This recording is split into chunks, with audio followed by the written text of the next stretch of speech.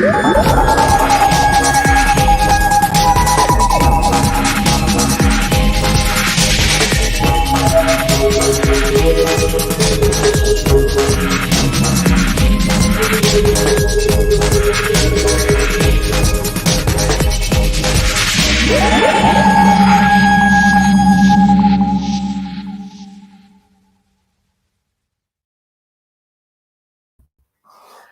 everybody, and welcome to What's the Crack? Yeah, a brand new Wednesday. Are we Wednesday? Are we Wednesday? We are. Brand new Wednesday night show, straight after Rabbi's stream. And you are going to get a double dose of Irishness now, because I'm going to send an email to me guest. We've got him on the channel again. Everybody enjoys having him on the streams. Have to be honest, we did the movie vault, and The Fifth Element is not as good as I remember, but he absolutely loved it. But we're going to be talking about different topics. Obviously, you know, with all the drama, I haven't done much in checking for articles, so we'll do it live anyway. But I'm pretty sure the Ninja Night will have one or two things to actually talk about, so that'll be fantastic. And I've sent you that email there, pal. I've sent you that email there. If I need to send it to you again, let me know. So while we're waiting on Ninja Night to grace our screens, I'm going to give everybody a bit of a shout out if I can. So let me see. The chat is kind of, there we go. I can actually move it back. Yay. We're getting a little bit, I think it's going back to normal. Right, so we've got Daniel, we've got Charlotte in the chat, we've got Gary, we've got Chris. Welcome. We've got Disaster Area. Welcome, Disaster Area. We've got Sadako 24. Welcome. Nice to have you all on board. Who else have we got? We got Dan from the Spacebook. And don't forget to subscribe to Dan's channel. He has some wonderful K9 stuff coming up. You have to check it out. So look out for updates on Dan's channel. We've got Lord Toth. If I'm saying that right, I'm sorry if I'm not saying that right. I'm an idiot. We got Lee Anthony Davis here as well. Welcome. Bad Wolf 66 is in the chat as well. Welcome. Nice to have you back, Bad Wolf. We've got Emmett in the chat as well. Welcome, Emmett. Nice to see you. I hope you are all doing well. We've got Rob Fellows. We've got Rossi G12. We've got let me see. Vanessa Lawers here as well. Welcome, welcome. We got James Dawson, Retro Dicky Lindsay is here as well. And who else? Have I missed anybody? James Dawson, the Thing King is here as well. And as I said, our main mod, Chris, is in the chat with the rest of the mods. Right, let's bring him on for a bit of crack. It's the one and only Ninja Night. All right, bud. All right, nice to have you here. Nice to have you here. How are you? Absolutely, man. Good stuff. Really enjoyed the stream earlier on Rabbi's channel. Fantastic. Yeah, to be honest, yeah, it was kind of like, you know, when you put the two movies up, that was the movie that I wanted everybody to choose. But as you learned on the movie stream, I didn't find it as good as I did the last time, unfortunately. But that's what kind of, sometimes that happens. But you stitched them up. You stitched them up with that movie. Well, do us a favor, because I've got me dinner on the go there, right? And I'm about to serve it up. So what we're gonna do is I'm just gonna let you chat to everybody there for just a second. Introduce yourself to everybody. Let them know what your channel is all about and what you do, and if you have any upcoming streams. And again, before we end tonight, I will get you to do the same thing as well. Give yourself another plug. And while you're doing that, the moderators in the chat will also drop your channel link into the live chat as well. So I'll be back in about 2.5 minutes, 3 minutes. So you just knock yourself out there, and not literally, because then there'll be silence. But you go and let everybody know about you and what you do. Good man. Yeah, absolutely. Just want to say thanks to everybody, and obviously as well too, thanks to Noel on the TARDIS sound. It's absolutely brilliant to be on YouTube. My story is this really.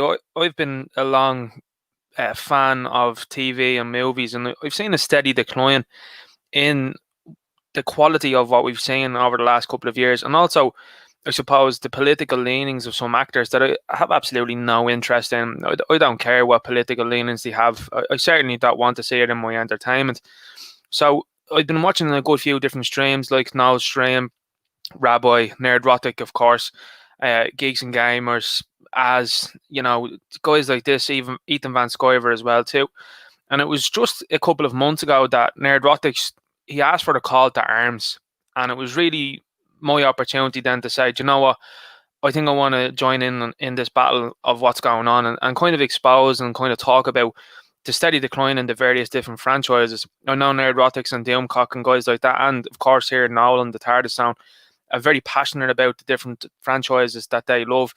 And I just wanted to talk about some of the franchises that I love and the way that they have similarly gone to pot. You know, Transformers, I'm a big fan of Transformers.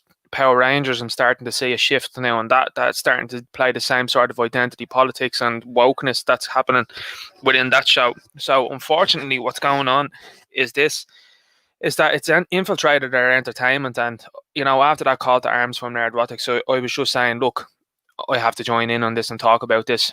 So that is basically what I do. I'm talking about different movies, TVs. I'm a big fan of sports as well too, particularly Manchester United Football Club would be the team that I prefer the most. But I will be covering other teams as well too, because I've recently seen what's been happening to Mesut Ozil at Arsenal Football Club, and I have to say I'm not impressed with that whatsoever. The treatment that guy has gotten. So ultimately, that's really it. I am going to be branching off into action figure reviews as well too, I think. So very much so looking forward to that. We're at a crosshairs, I think, and on a crossroads, I should say, really, in terms of what's happening with the entertainment industry. People, fans like everybody here in the chat, everybody that watches the TARDIS Sounds videos, everybody that watches my videos, we're in this crossroads of the entertainment industry are going to have to start listening to fans, and it's up to you guys. And again, like that call to arms from Nerdrotics, it's up to us to tell these companies that that's not enough anymore. It's not good enough. The quality's not good enough.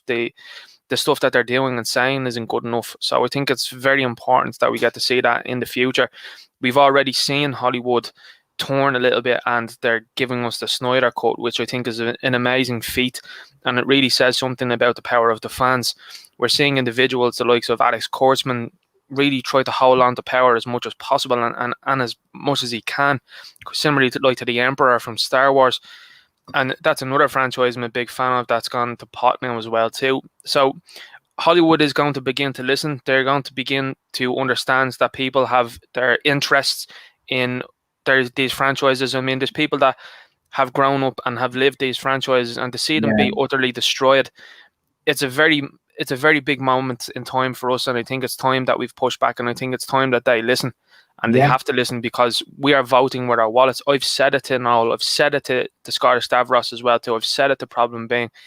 I'm seeing merchandise of various different categories on sale here in Ireland. That is impossible nearly here in Ireland. Things don't go on sale here. We would literally make sure you pay full price until the thing is nearly out the door. So to see items on sale really says to me the problems. I'm seeing items from the likes of Predator on sale. I'm seeing it from Doctor Who on sale. I'm seeing some Power Rangers stuff on sale. I'm seeing Star Wars stuff on sale, which is a big red flag. Now, I've come across a bit of news that I've talked about recently, and that is Hasbro, a giant conglomerate company, has actually slashed the budget for their action figures this year and next year for Star Wars. So what does that tell you? Well, that tells you that the brand is in big trouble. If they're going to do repaints, it tells you it's big trouble. Now, people will come back and say, oh, but you get a lot of repaints and Transformers. Granted, but we're still seeing an awful lot of new molds and new projects that are coming for Transformers, whereas with Star Wars, it's going to be repaint city, baby. That is, I mean, that is startling. Look, you're right about Ireland. For anybody that doesn't know, these kind of figures, the merchandise, it never loses its price value. They never put things for sale in Ireland. That's the one thing I have to tell you. If you're living in Ireland and you support a certain franchise, trust me, you're gonna pay top dollar for all your merchandise. You don't get it cheap. I mean, I remember at the time, me serious one of New Who. That was nearly 200 quid. Yeah. Box set. I mean, we paid full price in the UK. Yes, it still was expensive, but it wasn't as expensive. Over here, we've really had to pay. But he's right. I'm seeing a lot of Star Wars stuff. There's a place called Eason's here in Dublin. Mm-hmm. If you go upstairs there in the toy section, you'll see all the Funkos as well.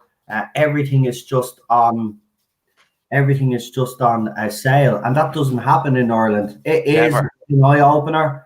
The industry is in big trouble. I mean, the whole industry, and they will have to start listening to fans because if they don't, and this is what these newer fans don't realize, and not all of them, but they don't realize we've grown up with these franchises. Yeah. We have that emotional attachment, and they don't get that, and they actually slag us off for it, saying we're getting emotional over a certain shot. Well, I'm sorry, we grew up with them. We fell in love with all these characters. I'm not the biggest Star Wars fan in the world, but the reason why I'm doing it, the Star Wars thing, is because I watched The Mandalorian, and people might disagree with me with this, but for me, that was a gateway back to watch the original Star Wars again, because I did like The Mandalorian, and I'm not saying I don't like the Star Wars movies. I just prefer a more intelligent sci-fi, as I said in the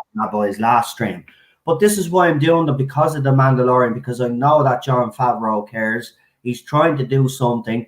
And, I know Star Wars fans, they won't fully open up to this show, but I reckon they will after season 2. I think I think fans will start to slowly but surely come back. Now, that's not to say that Disney will get it right all the time. They won't. But this is a good stepping stone. The Mandalorian wouldn't have happened if the fans hadn't have think. Everybody knows that. This show was the product of Star Wars fans disappointed with the sequel trilogy trilogy, right? So that is why we got this show. So Ninja Knight is right. Fans do have all the power, and you have always had all the power. So it's time to take back what's ours, and that's it now. These things, if you've got Disney Plus, you probably get Disney Plus because you want to watch The Mandalorian, but why support Disney when they've destroyed one of your favorite franchises? There are other ways to watch these shows. Yeah, I mean, you can go to Tortuga, you can sail those high seas, and I think that's what an awful lot of people will start to do. I mean, like, for example, even, I don't know whether you've watched The Boys now, but The Boys was an amazing 4th season, and I have to say, even though they kind of really tried to play the game of, it's following the Me Too movement, there was a couple of gender swaps and race swaps and stuff, okay, but ultimately the show wasn't overtly preachy, in my opinion. The 2nd season, though, just took a nosedive, and it was just like, why have you decided to take a show and just inject it with this anti-Orange Man stuff? You're alienating your audience. You're alienating a lot of individuals that are just going to look at that. They're going to see the parallels, and they're just going to say, right, that's not for me. It's not for me anymore. And it's very simple stuff. It's business 101. But the people are in these franchises. I mean, you talk about Chris Chibnall. He's the Kathleen Kennedy of the Doctor Who franchise. Do you know what I mean? And recently as well too, Rooster Teeth, who have just hired Grace Randolph, who breaking news really, has just gone on a tweet and spree about Chris Pratt and that she doesn't want to cover it, and basically alleging that Chris Pratt is a bad guy, purely on the face of he didn't go to a Joe Biden event and he is very religious. I mean, this is 2020 for you. This is the world we're living in. We're living in the world of Mark Ruffalo advocating, whether you like him or not, for the Orange Man to go away permanently, if you understand what I'm saying. And there was no blowback about that. 4 years ago. I mean, are we really surprised? Yeah. Look, I'm not getting into politics on the channel. No, we shouldn't either. But I'm just saying the parallels, It did it 4 years ago, right? This is the okay. at the end of the day, whatever happens in November happens in November. I think a lot of people are going to be shocked, to be quite honest with you, because they all have it. All look, they're making the same mistakes as they made 4 years ago. They're confident. Even more so. They think that it's going to be a dramatic win for Biden. They really want to take a step back and look at what's happening with the American public, because I can tell you one thing. This is not going to be an easy victory for Biden. If he gets it, it'll be a close call. So I wouldn't be getting cocky. They're making the same mistakes they made 4 years ago, and they will throw their toys out of the pram when the shit hits the fan, if it does. But that's all I'm going to say on the Orange Man. But you are right. I will say one thing, though. I think what's happened is that a lot of these TV shows and movie franchises, and it doesn't matter what the politic is, right? It doesn't always have to be about you know who. But these writers and people behind Hollywood have forgotten that their main purpose and their main goal is to entertain us. Actors and actresses have become basically mouthpieces for political figures. We've seen but Chris Pratt, I have seen all the stuff about Chris Pratt. Now, the interesting thing is the support from Robert Downey Jr. straight away. Everybody jumped to his defense. I don't know much about it. I do know that they tried to cancel him. But that's you're right. That's 2020 for you. These people are even cancelling people that support them, or trying to cancel people that have supported them in the main. Because let's be honest, Chris Pratt, you know, and Mark Ruffalo and all these other fellas, you know, they're all into this woke nonsense, and they, you know. But then when the people, because he didn't go to a Biden event, that's a reason. But I've seen this. Even the next gen cast have come out with stuff like, well, if you support a certain political figure, you're no fan of Star Trek. How dare you? Star Trek is for everybody. And actually, talking about Star Trek, oh God, I actually do have a bit of news actually. So William Shatner has a Blu-ray. Brilliant. And he went to CBS, I think, .com to ask them if they would kindly plug it. Right. Which is like to see William Shatner's tweet, actually. I'll show you the tweet, but then people will know what I'm actually talking about. Just going back on what you're saying there now, though, about Robert Downey Jr. Robert Downey Jr. to me has played this impeccably. He came out straight away and supported Chris Pratt. And you know what he also did? And I have to say, I really support it, whether you think you're agreeing with him or not. He also watched the virtual event of the Joe Biden thing, okay? And to me, I just said to myself, there's a perfect individual, because what he's decided to do is he's given love and shown appreciation and shown support for both sides. He hasn't stated which side he's on, which is a perfect thing to do. He's just said, right, I'm supporting both sides here of my friends, because they are all his friends, and he hasn't come out one way or the other. Now, he's received vile tweets. Mark Ruffalo has subsequently come out and supported Chris Pratt, who was also, he has now received vile tweets, even though I think Mark Ruffalo should be renamed the Incredible Cook instead of the Incredible Hulk. But these people are starting to receive vile tweets from people. Like, I'm talking about awful things that are being said to these people now. And this is the same mob that these people are trying to, like you said, Noel, these are the people that they're trying to placate. These are the people that they're trying to get support from, these SJW weirdos. And as soon as you don't sing the same tune, you're out of there, you know, and those people, that's the way they go, you know? Yeah, that's what I mean. They turn on anybody. That's the thing. They just have this agenda. They'll use people, right? And then when people like Chris Pratt, you know, don't fully go into what they believe, then they decide, right, this bloke, we don't need to use him anymore now. Let's cancel him. But here's this tweet. So I'll show you now. Hold on. Keep them in suspense now. Fair play to you. You know how to do it. You have to do it. You know, that's how you keep people interested. You know? Right. So I don't know if you can see it yet because the screen is slow, but I'll read it. Yeah, and it's up now, now, yeah. Oh, my new Blu-ray at Star Trek Doc box set is out today. My producer asked Star Trek .com if they could help get the word out. They replied that they won't support it because it's not CBS owned content, Huh? Wow. So license clips from them. I guess I'm not woke enough. Wow, I nearly purchased stuff from StarTrek.com No, only recently. Whoa, that's no. incredible. So what I'm gonna suggest to people is that if you're a Star Trek fan, go and support this Blu-ray, Mm-hmm. right? And show these vile creatures that are running Star Trek that we support the captain. This is unbelievable. But he's come out and said it because Shatner doesn't hide behind it. He said, No. I'm not woke enough. No, you're not. You're a normal person. You've got normal thoughts and beliefs like the rest of us. It's Yeah. only a local minority, Mr. Shatner, and you know that on Twitter. They don't run the world, thanks be to God, because if they did, people like you would be put out to be shot or something because, you know, that's what they'd really want to do with us all. Because you hear them, they're vile people. There's Yeah. videos going around of all these women losing their shit in their cars because, you know, they drove past a Trump rally or someone said something to them. Like, get a grip. Yeah, these people have they've gotten away with it for far too long, and I think a lot of these people, like, you know, I heard a great comment the other night. I can't remember who it was that I was watching, but they were talking about the difference between people, and they're saying a lot of these people that are behaving like this have never been in, we'll just say, a scuffle. They've never been in a brawl.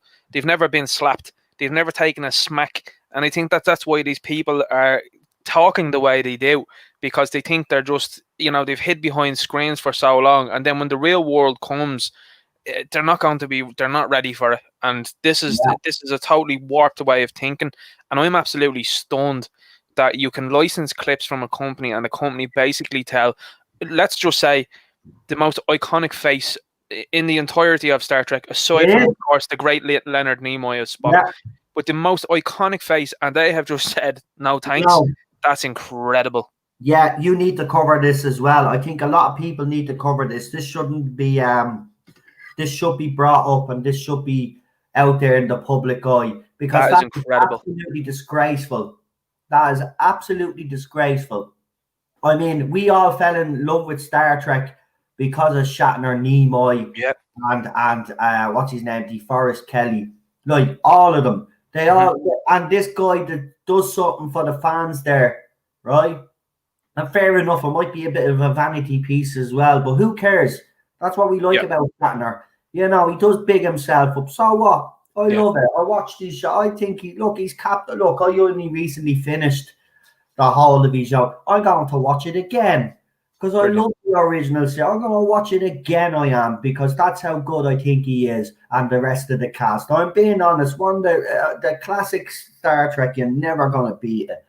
This man deserves support, right? So if you're a Star Trek fan, go and order this. I don't know where you can order it. I'll try find out for you, right? But I'm pretty sure it's mainstream anyway. But there's licensed CBS clips on it, right? He's even saying it there. He got licensed clips from them to do this.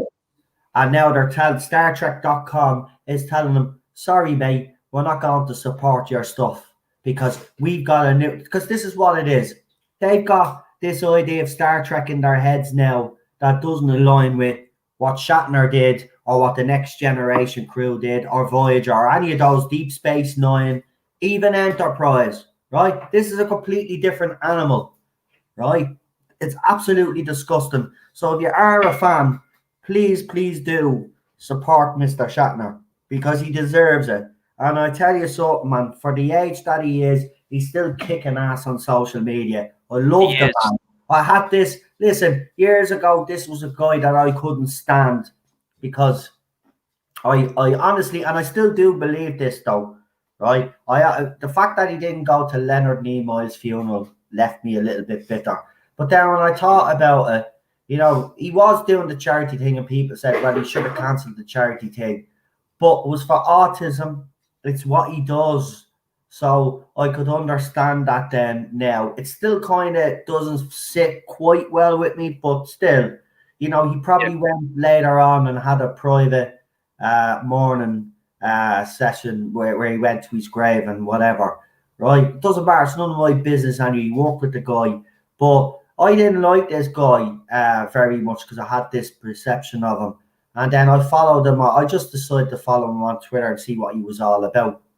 And I have to be honest, you know, he's one of the very few celebrities out there, and he's been very clever, and he gets attacked for it though. You don't know what his political leanings are. You don't know where he stands on some issues, because he's very, you know, he always gives the diplomatic answer. If he doesn't want to answer a question, look, at Shatner won't answer it. It's as simple as that. But if he feels his honor is being attacked or at him, and people have questioned whether it's him or not, listen, this is definitely Shatner. You can tell by even the writing, coming up, bounce off the screen. He's just when he destroyed. This is what turned me.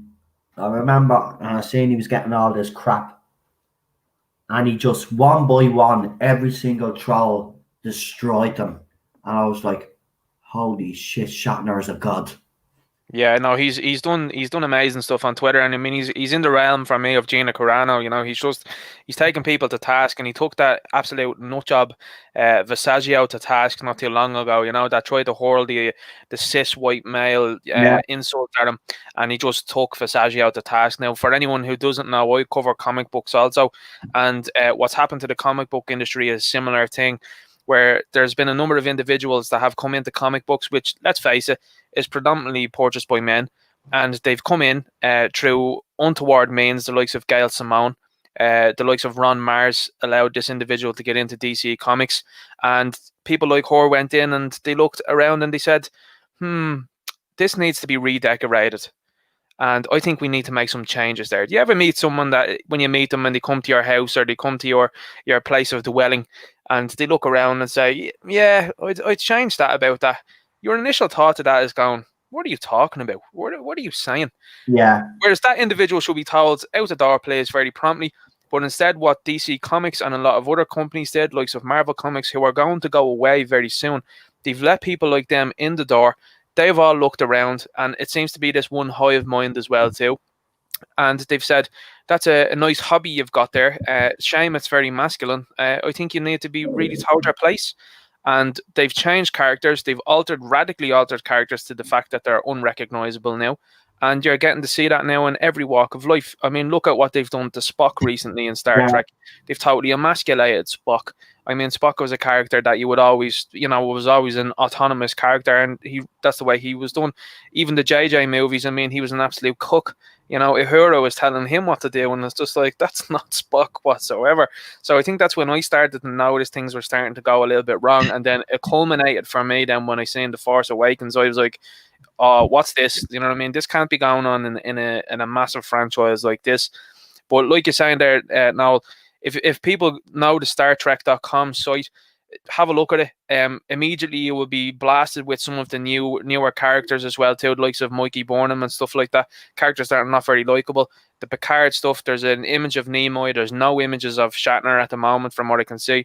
They're promoting BLM, which Alex Kurtzman said live on an SDCC panel.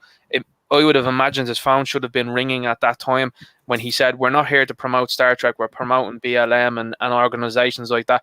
He should have been sacked on the spot. I don't care what anyone says. That's grounds for dismissal, in my opinion, given what they were up to. Right. He said he was going to use it. Star Trek is not about the stories. It's about... Star Trek is not about Star Trek. I mean, that is a crazy statement. Yeah. And you're right. And someone there should have sacked him, but I think this is all a ploy. I think they do want it to go to shit, because then when the contract ends, then they can say to Bad Robot and the rest of them, right, well, yous are gone now. We're not renewing the contract. See yous later. CBS takes it back then, and they'll come out with something. That's possibly Bad Robot. See, this is the thing. And that's coming out now has association with Bad Robot, if I'm correct. So that's even Lord of the Rings. Yeah. Lord of the Rings is going to get it too. Well, I've already heard some of the things about that. Apparently, there's going to be... Now, I don't know how true it is, but I read one of the rumors about one of the characters is going to be in a wheelchair, and bisexual or something. No, I think that was a joke. That was from the Babylon Bee. That was the Oh, Babylon. right. The Babylon Bee are Oh, like a parody site. They are. They oh, said that right. That they was said that it. there was going to be a transgender wheelchair bound elf with purple hair, and that was Oh, non-binary. They had a ridiculous statement. But the Babylon oh, Bee are not a real site. I know a lot of oh, people got caught with that last week when Trump retweeted them, but I think he was making light of the situation as well yeah. too. With that, an awful lot of people go over their heads. But no, what's going to happen with the Lord of the Rings though, and I think it's been the only thing that's happening with Lord of the Rings. I'm a huge fan of Lord of the Rings and The Hobbit, and I think the only shield against what's happening to it is probably the Tolkien estate. I mean, we've been 2 years now since they've announced that they're going to do it. They've still not produced anything really. Of course, they're going to blame the bear bug and stuff like that. But when you're looking at things logically, it seems like there is a shield being put up there somewhere to prevent from this wokeness. Now the rumor of Bad Robot being involved somewhat, it does sound very, very worrying. They've not announced the casting for Sauron, which is a pretty major character who I feel that they might try and alter as well too heavily. I've recently tweeted out promo images, the prototype, what should I say, concept art for the Star Wars The Force Awakens, and funnily enough, it's radically different from what we actually got on screen. They show Finn, who was at the time was drawn to the lightsaber with Maz Kanata and Rey both standing in the room, and Rey was repulsed by it. So there was clearly a bigger plot point and plot thread going on there that was scrapped today. Rian Johnson just put out a tweet and an Instagram post saying that he was writing The Last Jedi since 2015. So that means it was 18 months before The Force Awakens even opened. So that is a very big problem. If a company like Disney seeing this stuff coming for very long and told people then, no, this is what we didn't intend this, and they're trying to put Rian Johnson and sweep him under the carpet. And what you're seeing now is facts coming out. So let me get this straight. What you're telling me is that Disney or whoever, Kathleen Kennedy or whatever, went to different directors and says, right, we're doing 3 Star Wars movies and we want you to write a movie, and never considered to tell them, but listen, the movies have to connect with each other. So you're telling me that The Last Jedi was written before even The Force Awakens was even a concept. Is that what you're telling me? Yeah. That's what came out today. He's an idiot, which an awful lot of people don't seem to understand. He has grand aspirations of himself. Because he has gotten so much stick, and he's saying, right, well, listen, this is what I was told to do, and I wrote this movie before they even came up with. If he had started with this movie, if they had started with Rian Johnson's movie as the Force movie, do you think fans would still have the same reaction? Because they would. Because let's be honest though, he would have followed it up with 2 more movies to probably explain all the stuff that he did in The Last Jedi. Right? I don't know what was going through his head, because he erased nearly everything that JJ did. But to be honest with you, it was like a guy that had been watching Marvel movies and thought, oh, that's what people like. Right. The Marvel movies is a completely different thing to the Star Wars universe. And I have to say, I went to go and see the movie with my brother, who was a big Star Wars fan. And there was a couple of pivotal moments during that movie where things happened where I just kind of looked at him and he was just fucking shaking his head. And I mean, the first one obviously was the Yo Mama jokes that Poe gives at the start of the movie. And I was kind of like, that's very strange. It's not usually a Star Wars movie to do things like that. I know jokes happened, but they're much more subtle and stuff like that within the Star Wars universe. Then the lightsaber thing happened where he was handed the lightsaber and he just flings it over his shoulder. And I was like, this doesn't look good at all. And that was the second instance. The third instance then was obviously the death of Luke Skywalker. And I have to say, I've never felt this way from walking out from a movie, and particularly a franchise that I loved. I felt absolute anger. Like, I was furious. If I hadn't met the director that night, bad things would have went down, because the thing is, I was furious. The way Luke Skywalker was treated in the movie, the lack of screen time that he received, the way he just went out like a bit of a punk, it was disgusting. And I think that that's what most fans remind themselves of. You know, a lot of people say, oh, well, Luke Skywalker was supposed to die in Episode 8 by George Lucas. Yeah, but the thing is, it's the manner in which he died. I mean, you didn't get to see this old, you know, battle-hardened warrior who was able to stand up to Darth Vader, one of the greatest swordsmen in the history of Star Wars, which is now being altered with the fact that Ahsoka Tano can somehow stand toe to toe with Darth Vader. It's a nonsense job. But that's Dave Filoni as well too. Dave Filoni's involved in that. But what happened with Star Wars is it seemed like movies that were designed by committee, and the committee were all completely and utterly inept. And that's why Jon Favreau has the reins right now, because they're looking at him and saying, right, you're a very intelligent guy. You've kicked off the Marvel Cinematic Universe. You've done some really solid work for Disney, and we're going to trust you. And I hope personally that Star Wars, the future Star Wars, is in his hands. You will see people say, "Oh, it's Dave Filoni." Dave Filoni's the wrong guy to talk to, because that guy was big behind the whole sequel trilogy being matriarchal.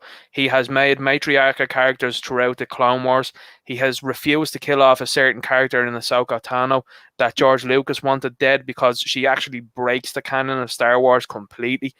And these are the people that are there still at Lucasfilm. Now, if rumours are true and Disney is trying to clean house of some of these SJW woke weirdos that are there, great. But I personally don't know if that's going to happen, because we've seen yesterday that AT&T have decided to give a deal to the leaders of BLM. I mean, what is that about? Yeah. You know? Can I just say, I just got handed a little message here. I didn't see Emma's comment originally, but apparently Emma is in hospital. I know you have all sent our love in the chat, but I just want to say personally, get well soon. It's never nice when anybody's in hospital. So we're all thinking of you. So stay strong. And when you're ready to come back into the chat, we'll be all here for you. Okay? Yeah, just want to reiterate there. Yeah, God bless. I hope you're okay. And the same to your wife as well too, Noel. I know she had a recent bout of an illness, and, you know, really big wishes and thoughts and love to her as well, you know. Listen, she's not getting involved in the streams now for the foreseeable future, and she's going to stay away for a while. It's the best thing. But in relation to all the drama, apparently it's all going to stop now, and that's all I'm going to say about it, because I don't want to. But apparently it is all going to stop, so that's good news. Now, I don't want anybody talking about it in the chat. But by the way, I will just bring up something though. If there are people flagging certain YouTubers' videos out there, don't be flagging videos for no reason, because that's not nice. No need for that now at all. Because if it happened to me, I wouldn't like it. So if there is anybody out there flagging a certain YouTuber's video, stop it. It's not helping the situation, because I can tell you now, it's not my game, and I'm going to say it out straight on this live stream. If you are and you're part of this community and you're flagging certain YouTubers' live streams or videos, you do not. I'm being honest with you. You can get out of it. As I said, get out of the community. I don't want people in here that are going to start storing crap again. It's done as far as I'm concerned. And so with the other fella, it's done. So let's leave it at that. Let's move on, because a lot of people have been hurt in the crossfire. Let's be honest. So stop. Whoever is doing it, if you are in the community here, don't do it anymore, please. And I'm telling you, we don't condone that shit on this channel. That's wrong. That's taking someone's income away. You don't do that. And that's enough. I'm not going to say any more on it now. Yeah, well said, man. And that's it. Right. So we've covered the William Shatner stuff, which I think is interesting. And I think a lot more YouTubers will eventually pick up on that story. You know, they do, you know, with YouTubers, they do have videos already planned. Now, sometimes they will put those plans aside and actually do videos, but I'm pretty sure a couple of the YouTubers that we know out there will do a video on it. The Chris Pratt thing is just, look, it's funny when SJWs like Chris Pratt get turned on. It's not nice. It's not. It shouldn't happen. But when these people support these people and then they turn on them, I'm sorry, sometimes I think it's a bit, you know, I think it's a bit cheeky to be crying wolf. You know, you chose a side, mate, just like everybody else did, and you chose the wrong side. And if this doesn't show you that you chose the wrong side, it's like The Rock. Like, I'll never purchase anything that The Rock does ever again. Listen, I don't care. Listen, actors and actresses obviously can have their political beliefs, But at the end of the day, it's not your job to preach your Yeah. political beliefs to us. You're paid to act. That's your job, right? You're not paid to come out and start talking about all this propaganda nonsense about how women are left in the corner and there wasn't many women in strong female roles and all of this rubbish, right? And all of this destruction of comic book. And it is true. Ninja Knight is true. I've kind of gotten a more appreciation and a more knowledge about what's happened with the comic book industry. Mm-hmm. And what's happened is that these people that got into the positions of power, they were doing a job they didn't like, but they did it because they know that the end game was that one day they'd be in charge of these comics. And then they get work then elsewhere then as well too now. Like, I mean, this is the mad thing about it. Like, these people have destroyed comic books and yet they will still get hired by other places. It's absolute lunacy. It's ridiculous. I just don't get it anymore. I really don't. It's absolutely ridiculous. But listen, I wanted to ask you because last week, obviously you are more well prepared than me, but I think this one's gone great. As you're prepared, I think last week was a bit of a shock to the system. Well, I was just going to say, is there anything in particular that happened this week that you want to actually highlight? I know we've talked about the Chris Pratt stuff. Well, the game last night was a very highlight, I think, for the club, wasn't it? Oh, well, the lads, everybody here doesn't like football, so I'm only winding you up. I know that. No, you're right. We will bring it up a little bit. So just excuse us football fans for a second. I know Daniel is here, so he's a bit of a football fan. But I think video beforehand to say that we'd probably be beaten 5-0 or 5-1, and that was just going on previous results and the way we've played. But there's been a big bit of news this week as well, too. Now, if you want to talk about that one, it's the Spider-Man 3 stuff. Oh, yes, we will. We'll do that now in a minute. But I just want to say I did get it wrong. The lads performed absolutely fantastic. And that Marcus Rashford goal right at the end, it was a deserved result. Listen, I think we're going to do PSG at Old Trafford as well. I think Leipzig are going to be the team that will probably get second, to be quite honest, which I don't see PSG getting out of this group. Do you know what the thing is as well, too? Looking at PSG last night, because they bring this aura of, we're superstars and all that. Looking at that team, like when I heard the name Moise Kean last night and he was in the starting 11, I was like, that's a guy that's been bounced from Everton. Like Everton said, nah, you're all right. Like he was a guy that Duncan Ferguson didn't even fancy. Yeah, and that was, do you know what I mean? So like I was saying, Neymar, Mbappe, and that's it. Maria. The rest of the squad is actually pretty average. Very much so. Choupo-Moting was there last year. I mean, like he was at Stoke, wasn't he? Yeah. Some very average players. No, but look, they're even second in the French league, which says a lot because they normally walk that league. So there is Herrera discarded by us. Yeah, discarded by us, but he was a player I don't think we should have discarded, to be honest with you. But he was a great player. But listen, we'll stop about the football. But we did win 2-1, so I got it wrong. I did apologise on Twitter, believe it or not. See, I do apologise about things sometimes. Sometimes, never all the time. Now, never apologise all the time. Sometimes I do. Especially if I am in the wrong. So, what you said? Oh, he hurt himself, baby, because he's just, the bangers are, and he's just been. Problem being is delighted with the football talk. I think we should crack on with it. Right, we will. He's delighted with the football talk. I think we should talk more about it. He's right. Ninja Knight is right. There is some news. So apparently, Andrew Garfield, Tobey Maguire, and current Spider-Man, Tom Holland, are going to star in a movie together. Yeah. Now, I want to add, listen, I think everybody knows my opinions on Tobey Maguire and Andrew Garfield, but for anybody that doesn't, I will say this. I think Tobey Maguire in the first Spider-Man movie was absolutely sensational, right? I didn't like Spider-Man 2. Spider-Man 3 was interfered with quite a lot, but it was still a kind of a decent movie. I could see what they tried to do. And Tobey Maguire's dual performance in that actually wasn't too bad. Now, Andrew Garfield, for me, got shafted. Yeah. Right? And I've always believed he got shafted.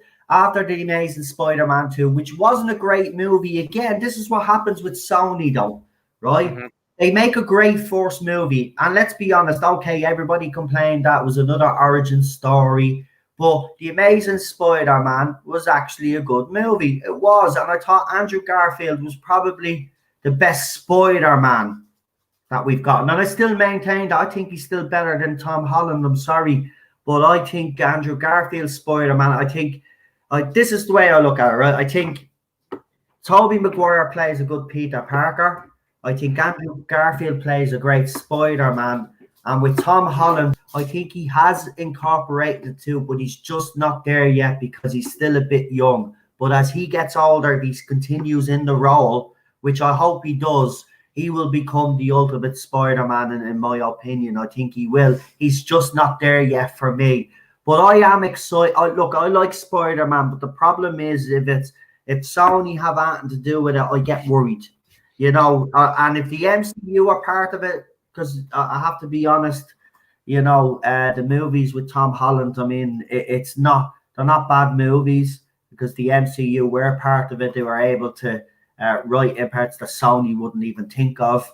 But I don't know. I'm cautious, but it is a movie that I would be looking forward to. But you know, Andrew Garfield, right?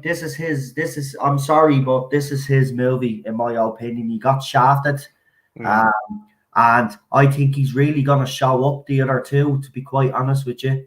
I think he's an absolutely fantastic Spider-Man. He's not a good Peter Parker, but he most certainly is a great Spider-Man. That's just my opinion, but we will ask Ninja Knight what he thinks about this news. And what would you like to see in... Yeah, that's another question I will ask you, actually. What would you like to see in this movie? What would you like to see happen in this movie now? Because if it has the three Spider-Mans, obviously they're going to be coming. Is this a kind of because I don't know the details, maybe you could fill me in. Yeah. Is this going to be like Spider-Man's taken out of each timeline kind of thing? Or is this like... How are they going to do it? Can you tell me? Seems to be the idea. I'm sure you've seen Into the Spider-Verse, have you? Yeah. So you kind of know the gig at the moment. But yeah, I think going back on what you're saying there, I grew up with Tobey Maguire as Spider-Man, and I'm kind of in the minority of people that I thought those movies were all right. I mean, the first movie was really enjoyable. I thought Willem Dafoe stole the show as the Green Goblin. Ultimately, I think he was fantastic. I never bought into Kirsten Dunst as Mary Jane, and I think coming from a comic book fan's point of view and having grown up as well with the animated Spider-Man series, which is absolutely incredible and still holds up to this day, Gwen Stacy is always supposed to be his first love. And she is supposed to die at the hands of the Green Goblin. So when they decided to make an alteration and cast Kirsten Dunst, and I think that was a problem that happened later on down the line, because personally I think when they cast Bryce Dallas Howard as Gwen Stacy, I mean, what a woman. She is fantastic looking. I mean, how Tobey Maguire's character of Peter Parker wouldn't have preferred her over Kirsten Dunst is still beyond me now personally. But going back on those movies, I enjoyed the first one. I think there was a lot about it that I didn't quite like. You know, Spider-Man always is the character to talk a bit of shit. And I mean, that's the whole idea of the character. He becomes, he's Peter Parker, this kind of nerdy character that just gets power. And that's why the line with great power comes great responsibility comes from, because he has this great power and he does talk shit, and it's his way of getting the villains to make mistakes. The second movie, I'm going to go against the grain of what an awful lot of people think, and I didn't really like it. I didn't like making Dr. Octopus a sympathetic villain. I didn't like the fact that he was non-German, because that I felt that was a massive part of the character himself, the fact he was German. Then we do realise that these characters were created by Stan Lee, and of course Germans were in the minds of these people at the time. And I think there was, you know, after the whole, I mean, how do you get better than Alan Rickman as Hans Gruber as a villain, and Jeremy Irons, and of course as his brother in the Die Hard movies? But I think that Hollywood tried to move away from the stereotypical German bad guy, which is fine. And that really kind of negatively impacted my enjoyment of Spider-Man 2. Spider-Man 3, as you know, then was a complete mess. And I mean, the Sandman was really good, but then of course they make him a sympathetic villain. They have the new Goblin, they make him a sympathetic villain. And only really Eddie Brock appears in that film as a kind of a real villain, which is the symbiote. And I mean, he gets vaporized at the end out of, you know, kind of been taken over by the symbiote essentially. Fast forward, then I got to the Amazing Spider-Man, and personally at that time, that was a very weird time personally for me in my life. You know, there was an awful lot of stuff going on with me, particularly in my personal life, and those films I really gravitated to at that time. You know, there was an awful lot about that first movie that I really liked. You know, the passing of Uncle Ben, the way, I mean, Sally Field, I think in those two movies gives a phenomenal performance that gets overlooked. She feels like a mother. She feels like what your mother would be like if you were going out doing what he's doing. She kind of knows that he's doing stuff, like, you know, but she's not quite saying it. She's just letting him kind of grow up and do his own thing and kind of fight it out. And I love that about that performance. That performance is phenomenal to me. The second, great actress anyway, though. But brilliant actress, and I think that, like, the supporting cast that he had, and then as well too with Emma Stone being his actual girlfriend and the Gwen Stacy character. From the get-go, I love that. So the second movie happens. They race swap Electro. I'm not quite sure what the reasoning was behind that personally, because I think there's a number of actors out there that could have been a great manic Electro, like so Ben Foster, for example, who played Angel in the X-Men. He's been in 3:10 to Yuma, I think, as well too, and plenty of other movies as well. I think he recently played Lance Armstrong, but he would have been a fantastic Electro to me. The second movie, in my opinion, got weighed down by the fact that they were trying to set up the Sinister Six, setting it up too quickly. They had Rhino, the second Green Goblin, and Electro in the one movie, which did make it feel overstuffed. And don't forget, they had Shailene Woodley at the same time filming scenes as Mary Jane Watson that they had to cut so that there wasn't a love triangle aspect of that movie. So then, end of that movie happens, and they decide to reboot the universe on the fact that they were trying to get in with the MCU. And then, because Andrew Garfield allegedly didn't go to a dinner at Sony, he had some sort of falling out with somebody. So they rebooted them with Spider-Boy, MCU Spider-Man. Even told he was being replaced until that's what I mean. They treated him like. And listen, for Doctor Who fans, we know we're watching him actually. It won't be this weekend, but be next weekend. He's in a Daleks in Manhattan. He's in that two-parter in season 3 in Doctor Who.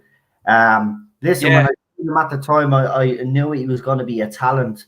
And he is. And he's still, look, he's my favourite Spider-Man. Sally Field is my so favourite. Good. Hey, his performance, you feel it. Like, it's real. And the second movie, see, again, it's the second movie for me, Ninja Knight. It's the second movie that just, and I wouldn't even mind the start of the second movie starts off great because he goes down to the tunnel. You know, swinging around, it's just incredible. That opening shot of when the logo comes up and it's black and it fades out, and next of all you see the costume rippling and it's him diving off a building. I mean, some of the shots that are made in those movies are works of art, and I'm one of those type of people that I like good shots like that. I like something that looks like it's just been ripped from a comic book, and I think that that's what's happened with the Amazing Spider-Man. I also love how genius Peter Parker is in those movies. I mean, don't forget, he creates his web shooters. He didn't do that in the Sam Raimi movie, and he didn't do that in the Tony Stark movie as well too. Okay, he had some sort of prototype stuff, but Tony just gives him this suit, and it's like, okay, I don't have to make webs anymore. So he takes away from Peter's genius. I mean, there's a scene in The Amazing Spider-Man, and it's a pivotal scene that I really like, and it's a character building moment that I think gets overlooked. And his Ben asks him to fix a leak in the basement. Yeah. And Peter's like, yeah, did you check that out? And he's rolling up and he's like, yeah, that just needs to be done. And it's small little things like that go to show how intelligent Peter is. And Ben is standing there going, I'd never have thought of that, you know, and it's things like that that really, you know, heighten that. In the chat actually that wouldn't mind coming on for a few minutes. So yeah, I know it's slightly different than what we've planned to do, but listen, I'd love that interaction as well. Me and Ninja Knight taking questions off you guys. Why not? Mm-hmm. So if you want to, for the next half hour or so, I'll put the link in the chat. And if you want to come on and to give everybody a chance, we'll just do the 5 minutes this time instead of the 10 minutes that we do on the TARDIS Zone Talks on a Friday, so we can get as many people on. So if you want to come on and just make it, even if it's not on topic, but there's something you want to bring up, if you want to ask me and Ninja Knight a question about our favorite TV shows, movies, music, whatever it is, remember, you know, this is actually a good idea to make it a bit interactive. For the first hour, me and Ninja Knight can talk and then bring you guys on for the next half hour, 40 minutes. I think that would be a little format. So if you all want to do that, let me know. And I'll only put it in the chat if I know that there'll be a lot of people that's willing to come on. So if you're willing to come on, just give us either a thumbs up or say yeah. I'll put the link in the chat, and then you can come on then one by one, and you can knock yourselves out and let us know what you want to either talk about, or as I said, if you just want to leave a comment. And I see Clobbering Times is in the chat as well. So if I put the link in, if Clobbering Times as well, if you want to come on, if there's something that you want to get off your chest. Do you remember they used to have that on FM 104 to music station? Get it off your chest. So that's what we'll do. Get it off your chest. Whatever you want to get off your chest that's happening in pop culture, or you want to ask me and Ninja Knight a question, then you're more than welcome. Right. I'll pour it in anyway, and we'll see. We'll see how many people we get. Now we have just to answer your question down now as well too. On sorry about that, but what they're going to do with it seems like a Spider-Verse film. It seems like they're setting up the Sinister Six. They're going to introduce them through a multiverse, and I think the 3 Spider-Men are going to fight against them. I've always been a kind of like, how would the Sinister Six work on movie? I mean, 6 of them against 1. You know, it's great in the comics, but how are they going to do that in the movie? You know, so I think they're going to take 6 against 3. Grand, that's fantastic. Right, the link is in the chat. So if you want to come on, knock yourselves out. Is there anything else just before we do? We'll wait for the guests to actually pile in. Is there anything else? So there's the Spider-Man news. We've covered William Shatner. We've done the Chris Pratt news. Is there anything else? I don't think there's anything in the Doctor Who universe. So I'll just briefly actually check while I'm there. But is there any other, actually before, besides the Spider-Man stuff, is there anything else that caught your eye this week, Ninja Knight, news-wise? Yeah, well, The Mandalorian is back next week, so I don't know whether I'm going to rewatch the 4th season to kind of see what I think about it. But season 2 is back next week, so I'm eager to see what goes on with that now, personally, because we've heard the rumors of Jon Favreau taking over a large part of the directing, and it seems like there might be an issue with Pedro Pascal, who plays the Mandalorian. Tamara Morrison is back as Boba Fett. Will they shift the narrative and turn it towards making a Boba Fett TV series, which I think they'd be very clever to do? We'll wait and see. Yeah, I'm actually looking forward to The Mandalorian when it comes back. That's why we're doing the Star Wars thing all next week, and then we'll do a review of season 1, as I said. And then when season 2 comes back, we'll do episode by episode review with the channel. So there's plenty of stuff just to ask you there now, has a great question there, and he says, question, how can they cast Sauron as anything other than a white male or a disembodied eye? What message would it send if you cast the most evil person in Middle-earth as a woman of colour? I think they are going to alter Sauron, and I think they're going to make Sauron sympathetic. That's my gut feeling on the minute. What do you think there, now? What do you think on that one? I am a fan of the Lord of the Rings and the Hobbit trilogy. I haven't read the books of just the movies, but when they first came out, I wasn't a fan. It's only when I got older, I've watched all the extended cuts. Listen, the only thing that you said it yourself, the Tolkien estate is going to play a huge part on how this goes. Hopefully. And apparently there's something there that none of these characters can be changed. Now, if that is true, that's absolutely fantastic. Yeah. But yeah, I think people will look at The Witcher, season 2. Henry already come out to say he's going to be a big part in his own franchise, and he was very clever the way he worded it, so he wouldn't, looks like I'm fast forwarding through a lot of that's out. The thing about it is that we don't know. We're in uncertain times, and that's the problem. Yeah. We don't know. Lord of the Rings is so iconic now, isn't it? Because the books were out there, and the people that read the books knew about the books. But when it came to the mainstream, it was obviously when the movies were released, and they did become a cult following those movies. A bit like the Harry Potter thing, which I never really get, but there you go. That's another franchise that everybody got behind.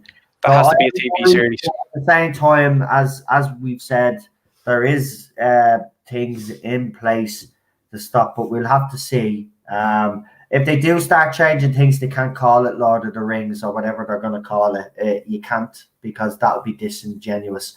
And I think that's what I hate about most of these things. They give the names of Star Trek, Doctor Who, but they're actually not those programs. They changed them from what they were to this new entity, and it's nothing like the old entity. So it's not Doctor Who, it's not Star Wars, it's not Star Trek, and it won't be Lord of the Rings if they start moving stuff around. But we do have 2 people waiting in the chat.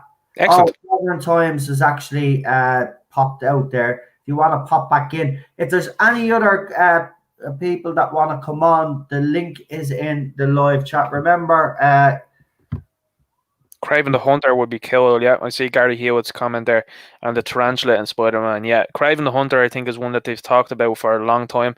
I think Jared Butler would be a great Craven the Hunter. Jason Momoa would be another great Craven the Hunter. Important character. I think he could be part of the Sinister Six. Yeah, definitely. Right, the link is in the chat again. We got Clobbering Times back as well. We've also got Marty waiting. I need a few more people to hop in there. So if you want to hop on, please do. This is your opportunity. We've got about 40 minutes left.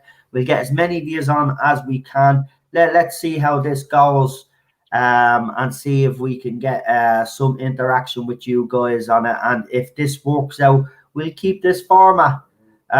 So if you want this format to stay, then it's really up to you guys, because you are the guys that have to come on to make this work. We've got 3 people waiting now. If we can get a few more, it doesn't matter if you've been on before or if you want to talk about something completely different.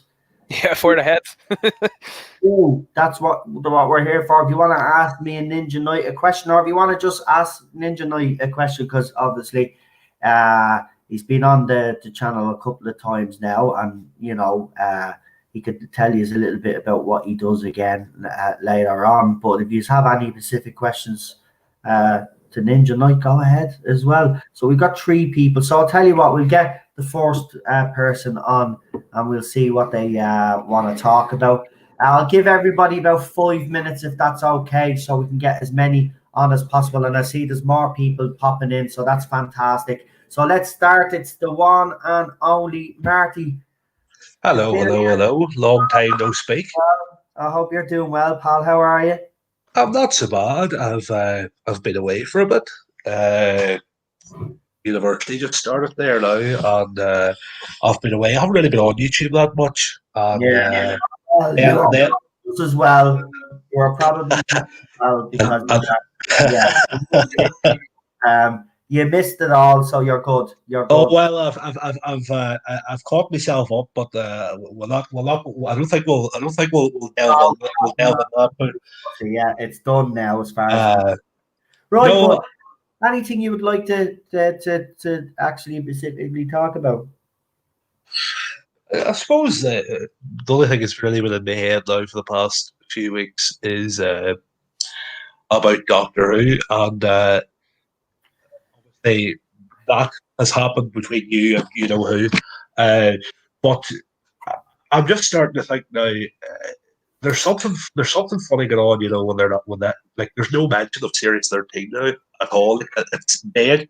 You swear the show wasn't even on TV. You swear it was cancelled. You swear there's nothing, not even a peep. Well, not even a peep from the likes of Gallifrey base, where you normally hear some crumbs of what's going on. And they were all going mad about that whole filming picture and whatnot, not going on that. And they were all screaming up and down, "Oh, she's back, she's back, she's back." But people were like, "Well, you say she's back. Where's your proof?" And once it was proved to be rubbish, the whole thing wasn't even mentioned. Whereas, they're coming around screaming, "Oh, she's back," and haha, we told you she'd be doing another series, and they were wrong. But you see, if it was you or somebody else going around saying, "Oh, she's actually leaving," and you were found out to be wrong, they would destroy you for weeks. Well, they would destroy you for weeks. But now that they're wrong on Gallifrey base, silence, complete and utter silence. So just talking about, really, my point is, I just wonder what you think. What you think is going on at the minute? Why all the secrecy? Why is nothing been said? That's the thing that puzzles me about this whole situation is about the filming, is that BBC have been particularly quiet, and when there was inquiries made, they were basically the people that made the inquiries were basically told, there'll be an announcement made at some stage, but they're not saying anything. Look, you just look without even discussing about Doctor Who rumor or source news for a second. We just talk about what BBC have actually done themselves. They haven't promoted anything from the festive special except for 2 pictures. Now, that says a lot in itself. This is the festive special. It's a few months away, and we've gotten 2 photographs, and that's supposed to keep the fans happy until Christmas. Whether Doctor Who was filming or not, right? I think the point that everybody has been making anyway is that they've got a show that's supposed to have, as I said, this festive special, and they're supposed to be filming, but yet there's complete silence. Yeah. Complete silence, and that's never happened before. Now, I will say this. I know we're in a unique situation with this whole pandemic thing, but still, I find it hard to believe myself, and I'm just saying because of the BBC stuff. I find it hard to believe that if they are filming, that they wouldn't say something, because this is one of their biggest IPs. It's an iconic show, and they've announced other shows. I just don't know. I just everything about the BBC's behavior, the Comic-Con, the way it ended so abruptly. I don't know. We've been saying on this channel that things weren't right during Series 11, carried on into Series 12. Yeah. I don't know. I don't think those problems have actually fully gone away, to be quite honest with you. But I don't know, man. They were in strange times. This is like one of their biggest IPs, and it's getting absolutely no promotion. I'm starting to think that there is something to do with there's something strange in terms of these rumors that are coming around about a regeneration being true, because I've actually was thinking to myself, I caught up with videos, your videos and the other guy, and one thing that came back to my head that hasn't been mentioned, I don't know if many people remember this. In 2013, I'd say about 3 or 4 weeks before it was announced, Matt Smith, and there was articles going around everywhere saying that Matt Smith had said in interviews that he was staying for Series 8. And that was going around, and I remember seeing it on the Doctor Who TV page saying that Matt Smith confirms he's in Series 8 in 2014. A few weeks later, Matt Smith's out at Christmas. And I know people are trying to shut down this whole regeneration thing left, right, and centre, but I am actually, there's a part of me now that's starting to believe it more and more. I'm starting to believe it more and more that she actually could be gone by Christmas, and they're trying to keep it a surprise. I don't know, though, because there is another theory that she will fake regenerate, do a kind of meta-crisis thing, and that's what's being explained about the regeneration. Listen, the one thing that we can say is that a lot of people have discussed that there is a regeneration scene was filmed, and we were one of the channels along with a couple of other channels that actually reported on that. Do I believe still that there was a regeneration scene filmed? Yes, absolutely I do. But is it the regeneration scene that we actually all think? And I'd have to say no. I think she's going to fake regenerate. I don't. I think this is why we're not getting much special. But I COVID permitted, and when Series 13 does, when it's officially announced, of course, we don't know if it's filming or not filming. Let's just say that. But until we know when Series 13 is going to be beginning filming, and maybe that's why we're getting no announcement because that could be that as well. They could be keeping it a surprise, as you said, at the same time. But then they're probably like, that regeneration scene will be left at a cliffhanger, and then we'll find out she's in Series 13, and then that's what you'd probably try to do that as well. But listen, Marky, we've actually run out of time there. But listen, we're back. We're doing so. Hold on. We've got the TARDIS Zone talks. Yeah, we're still normal this week. So we got the TARDIS Zone talks on Friday. So if you want to come on and talk a little bit more, it's just Fridays is normally when we bring people. Oh, that's okay. Yeah, that's okay. I'd love to have you on a bit more, but we've got a couple of more people waiting as well. Just before I go, I'll say, lovely. It was nice chatting to you again, and send all my best wishes to Cheryl too, because I heard about her, and I hope she's keeping well. She's doing fine. Thanks very much. I really do appreciate it. And I actually do want to say again, and I know Cheryl has actually said it herself, she's actually wrote up a comment on YouTube. The love and support and the well wishes have meant a lot. So I want to thank everybody. And she is on the mend.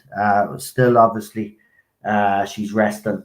And that's once she keeps resting and she doesn't get stressed, we should get over it. So hopefully, that's why I'm doing streams like this. We're doing Star Wars. I want to try and make it as less stressful as possible for everybody. I've had enough myself. But listen, thanks for coming on, Marty. Right. We'll chat to you later. I'll talk to you again. Andy, man. Thanks for coming on. Right, let's bring on our next guest because Ninja Knight will like this next person. We do see him on Twitter quite a lot. It's the one and only Clobbering Times. Well, it's Clobbering time. What's up, friends? Hello. Nice to meet you, Ninja Knight. Lovely to meet you too.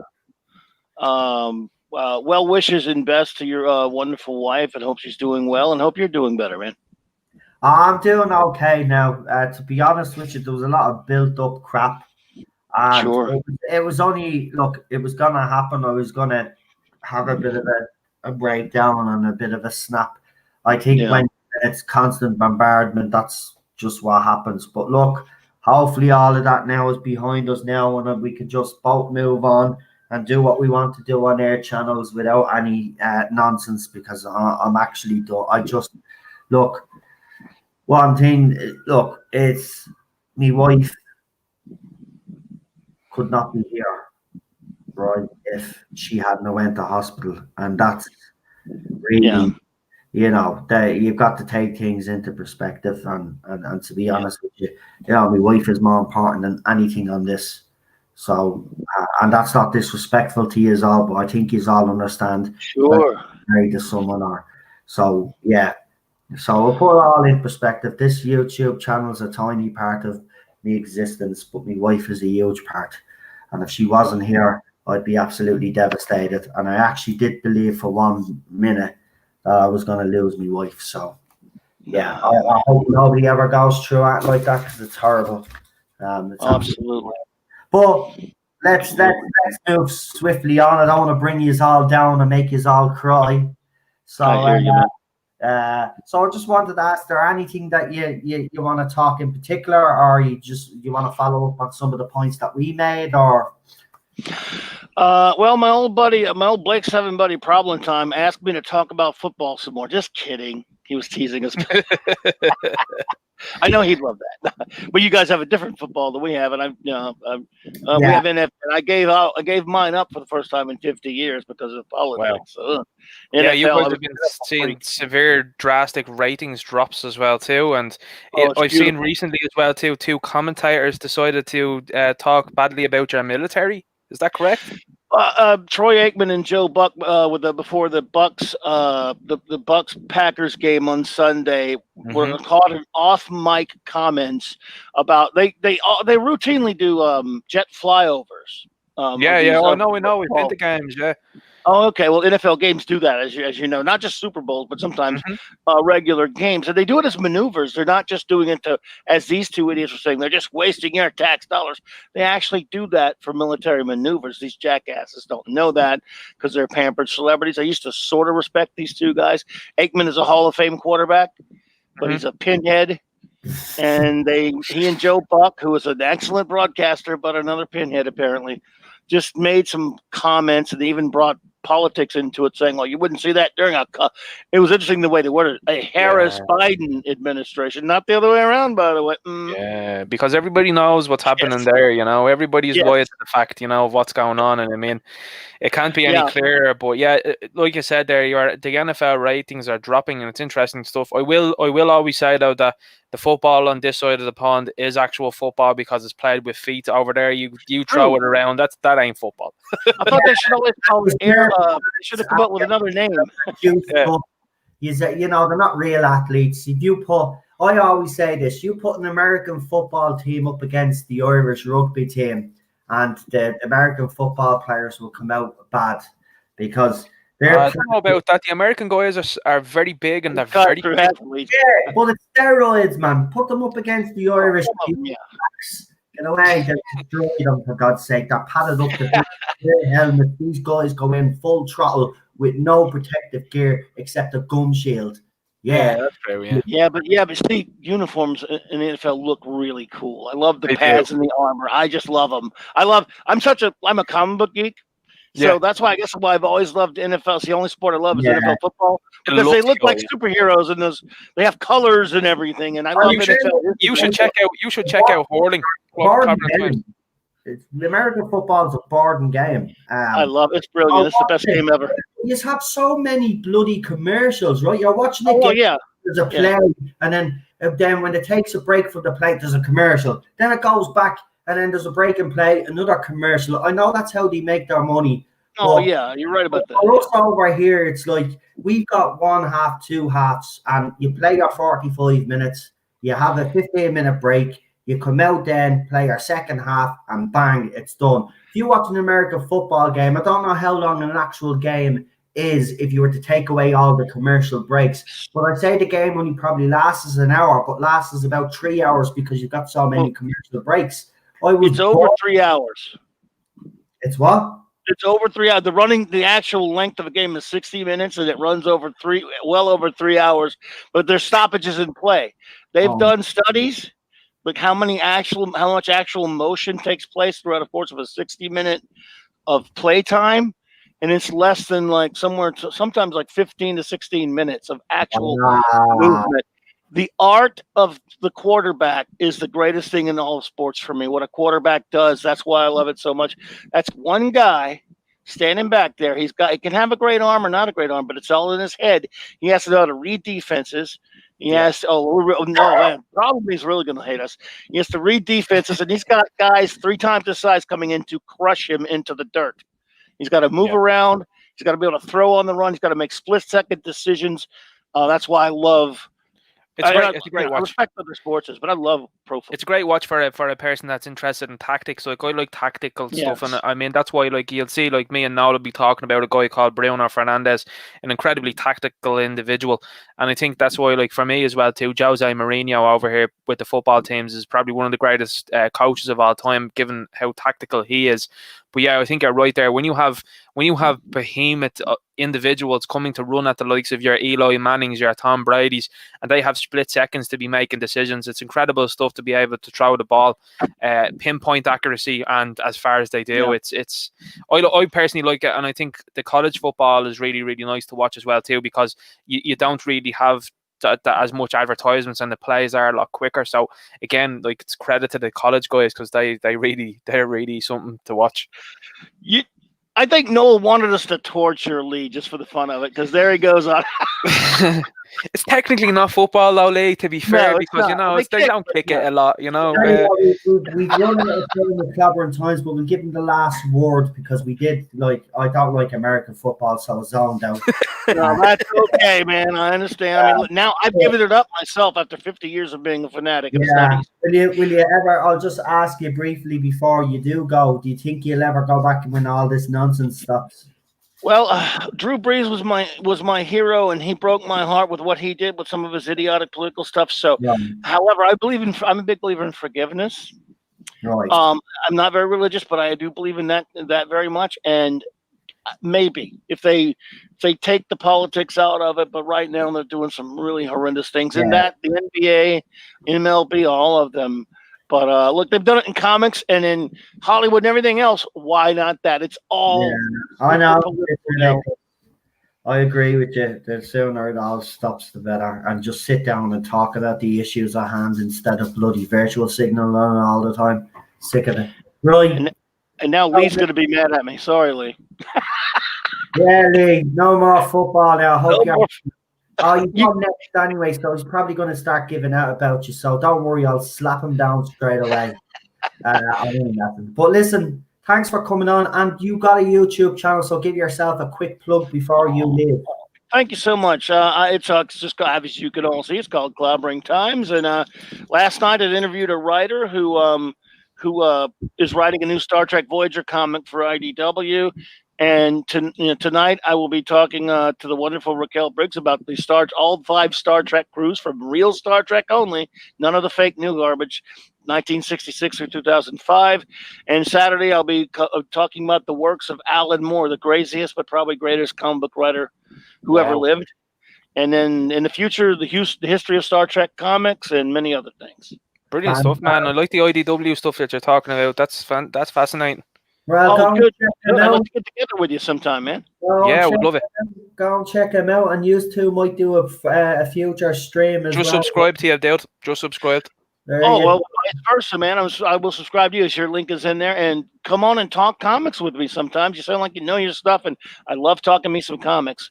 Excellent. And Noel, thank you so much for the honor of hanging out with you again. I hope we can do it again soon, sir. Come back Friday, pal, where we do the TARDIS Zone talks on Friday. Okay. Pop in on Friday. You get a bit more time anyway to come on and have a bit of a chat. I know it's a bit of a rush tonight, but I really do appreciate you coming on. And guys, please do. To my friend Lee, Avon lives. Take care, guys. Take care, man. Don't forget his channel. Chris is just at the putting it up there. Thank you, Chris. Fantastic. His channel is up in the live chat there. Right, let's bring on our next guest because he's been waiting a while. He probably has a lot to say as well. It's the one and only Problem Dave. Hello. I forgive you. Almost. Right. Now, I just have to be strict with you because you go off on a tangent. Yeah. Get fucked. Right.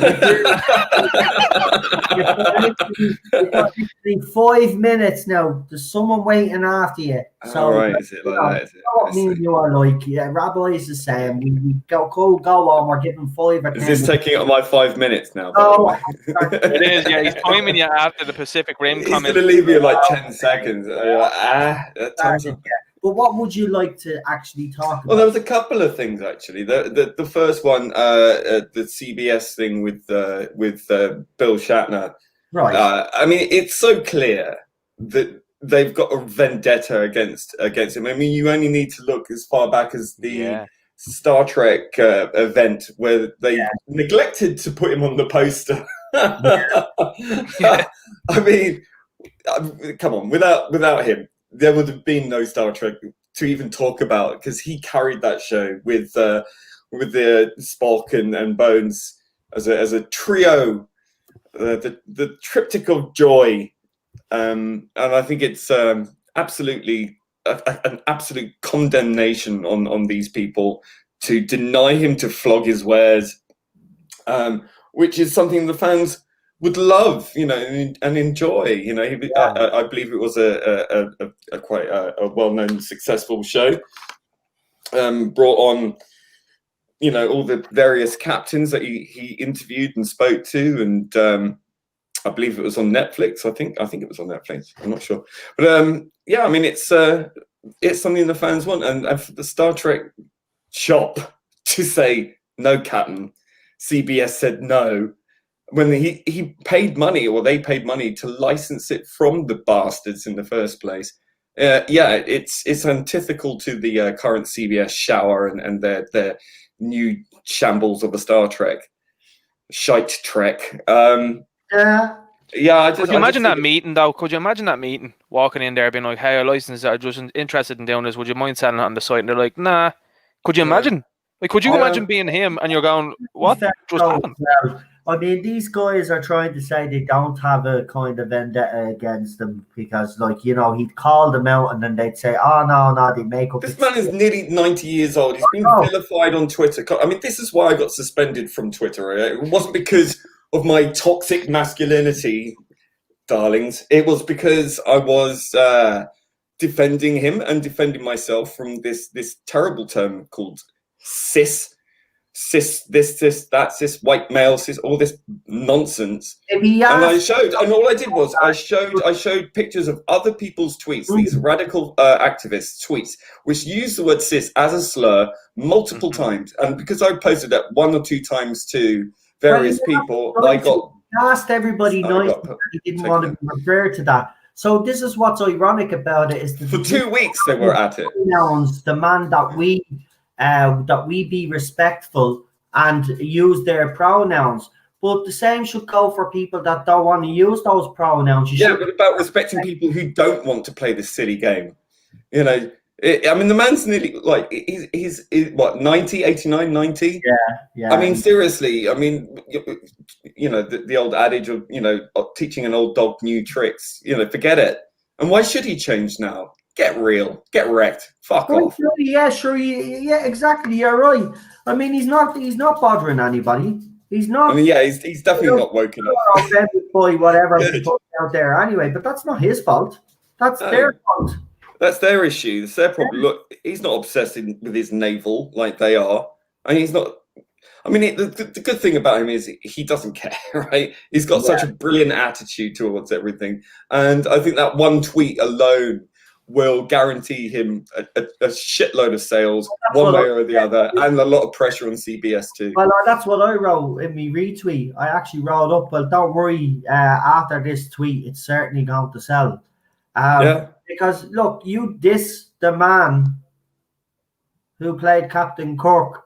He's a living legend, for fuck's sake. Unforgivable. It is an unforgivable act. I can't imagine how he felt, to be quite honest with you. Because he does have an ego, we know that. But I say he would have took this as he's earned it.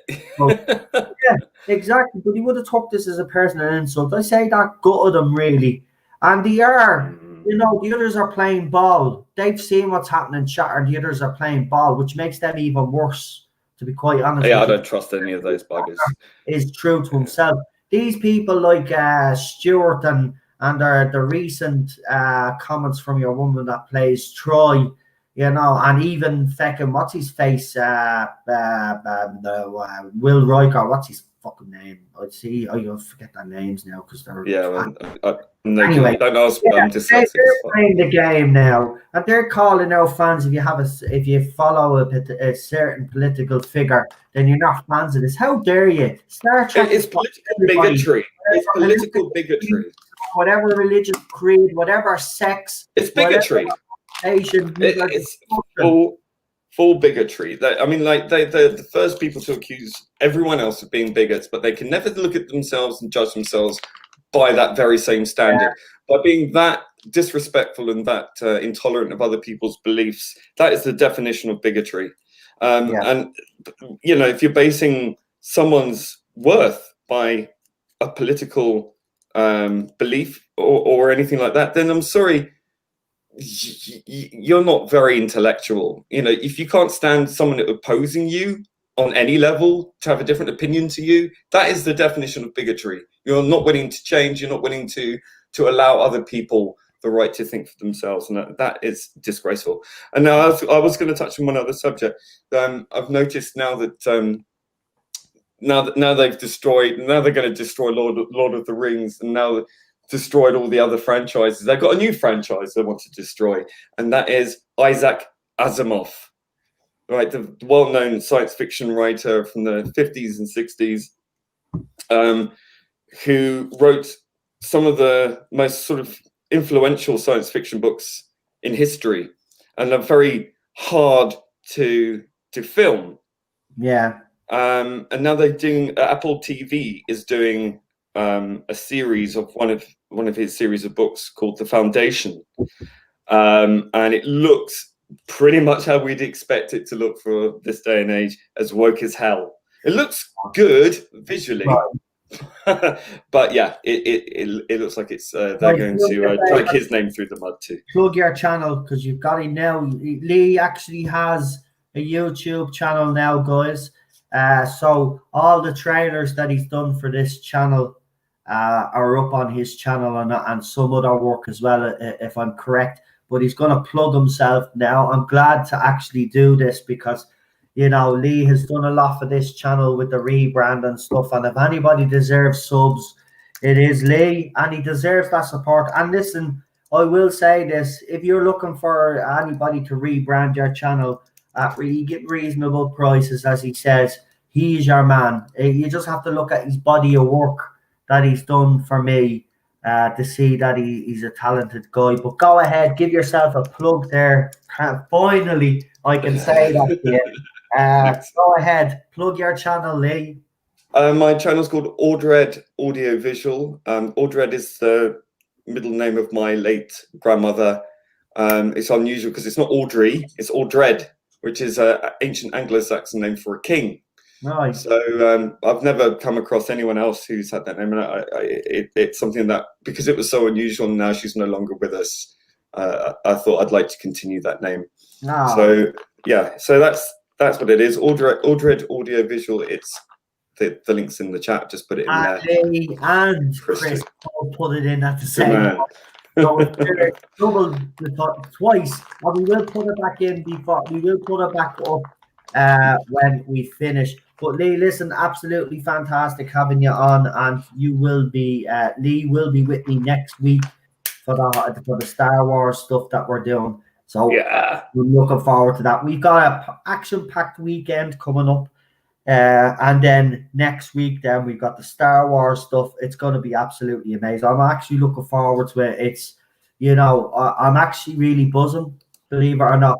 I know the last few weeks haven't been great, but these last couple of days, having the wife back and just the stuff that we have planned, I'm just buzzing right now. So I can't wait for it, and I hope you all come and join me. And listen, again, I will say the support from Lee, others out there as well, and all you guys in the chat, every single one of you that sent me messages and stuff of support or messages to Cheryl to wish her well has meant the world to me, and I will never ever forget that. So thank you very much.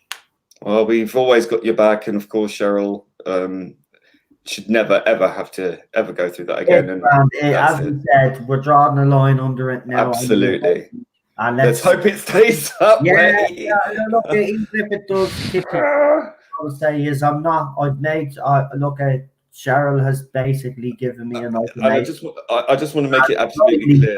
So I've made that promise that even if it wants to kick up again, I'm not getting involved. So, and I want to make it absolutely 100% clear. I'll say it now, and I don't have to or want to repeat it again. But I have not reported any particular gaming live streams. I don't like games. I don't do gaming. I'm not a gamer, and I certainly wouldn't waste my time doing so I will something obnoxious. I don't want to deny people the right to make money. Yeah, never happening. Exactly, and I think that's disgusting. And I just want to actually say on that point is that whoever that person is or persons please stop it, because you're not doing the community any good. We're trying to move on now, and this doesn't help. Okay. At the end of the day, I just want to say one more thing. Me and Joe, we're friends, and this whole situation has wounded me deeply. Like I say, it's wounded him. So we want to move on. So please stop, whoever is doing whatever, stop doing it now. It's done, okay? And we're not going to mention it again on this channel, right? Unless it's absolutely necessary to continue. So we can't have that. Just stop. It's not helping. It's not helping anybody now. It doesn't matter whose side of the argument you happen to be on, if there is a side. I don't care. Don't be doing that. That's messing with someone's income, and it's wrong. Right, we're done. That's it. Right, Lee. I will see you tomorrow in the chat for Rabbi. Yeah, join us tomorrow. If you're into quizzes, if you want to participate in the chat along with the actual contestants, because the contestants can't see what's going on in the chat. Yeah. So I'll be running a parallel little quiz, which will be whatever the questions are, and whoever answers first wins the points in the chat. By the way, tell them all who is leading after 2 weeks, because it was unknown 289. Yeah, I believe 289 seems to be the clever one. He got 10 points in the first week and 9 points in the second. I haven't kept the scores for the last couple of weeks, but I might do that. Fantastic that people are actually getting involved in that as well. Please do listen, because we've done the quizzes. I think this be our 3rd week now. The numbers and the views are slowly building up, but I'm being honest with you, if you watch, it's so much fun because we record it live. Now Rabbi does put an edited version up, but if you watch it live, it's so much fun. The banter does be great. And I love winding Rabbi up, and Rabbi me up by taking his time answering questions, because he caught you lovely with that Pacific Rim earlier on. Don't even go there. Right, Lee, I'll talk to you later, because I want to bring on air. Bye. A while, and do you know what? We'll give him an extra 2 minutes as well. So you get this. We'll give him, because he has waited, and it's only fair. So it's the one and only Marty. Let's see what Marty? Gary. Jesus. I'm getting sick. See, I'm even going senile. Rabbi was senile earlier on because he forgot that the Star Wars thing was happening on my channel, and there he was. I remember that. The film vault on his, and I was like, Rabbi, you forgot we're doing all the movies on my channel next week. Do you remember we're not doing the classic Who and New Who watch along next week? We're doing the 2 Star Wars movies, and he forgot all about it. So we're going to start off with the Force movie, and then we're doing them in order. I don't understand that when people actually do them, they do them in different orders. Yeah, I have to watch the movies in the order. Yeah, I like the orders myself. Yeah. I actually go all the way back to the Force and to the prequel. Yeah. So, in fairness, it's going to be good. We don't know if he's going to give us the Rabbi cut for the Force one, or he's going to give us the normal cut. But the Rabbi cut is good. Is it? Yeah. Yeah, it's not bad. He added new stuff to it and stuff. It's actually not bad. All right. Yeah. So the TARDIS Zone versus Rabbi is the quiz. Yeah, it's 2-1 to the Rabbi. So far, we got a victory thanks to Colin P. Smith last week. So if you're in the chat, Colin, thank you for that. Right, let's bring Gary on. I remember these names. Jesus Christ, I need to really start taking me pills for me memory. By the way, Eddie Ascaro did actually put up a comment. I put up the New Who trailer for the watch-alongs, and he says, no Jodie Whittaker watch-alongs, and my response was like, did you not hear? I'm not going to subject to me subscribers to Series 12 because it causes serious brain injury. It's just lose all function watching the show. It was funny, it was, but yeah, it's I wouldn't subject you to that. I couldn't even go through it again myself. It's bad enough that we watched it once, never again. Right, bringing him on. It's Gary. Sorry, Gary, I rambled on a little bit there, pal, as usual. But no, it's not a problem. Anyway, firstly, I'll ask you, how are you getting on? Oh no, I'm absolutely fine, mate. Cheers. I don't mind waiting. No, absolutely great today. Once I've had a few hours checking everything with the dog, everything's great, no problem. Lovely. Yeah. Right, what you would like to talk about? Well, without getting mushy or anything like that, I'm glad Cheryl's on the mend. Honestly, I'm really happy about that. I'll tell you what, I was really made up with this stream tonight, especially talking about comics and things. Is it all right to talk about comics? Yeah, of course. Yeah, absolutely. Yeah, this is what this is all about. That's why it's called What's the Crack?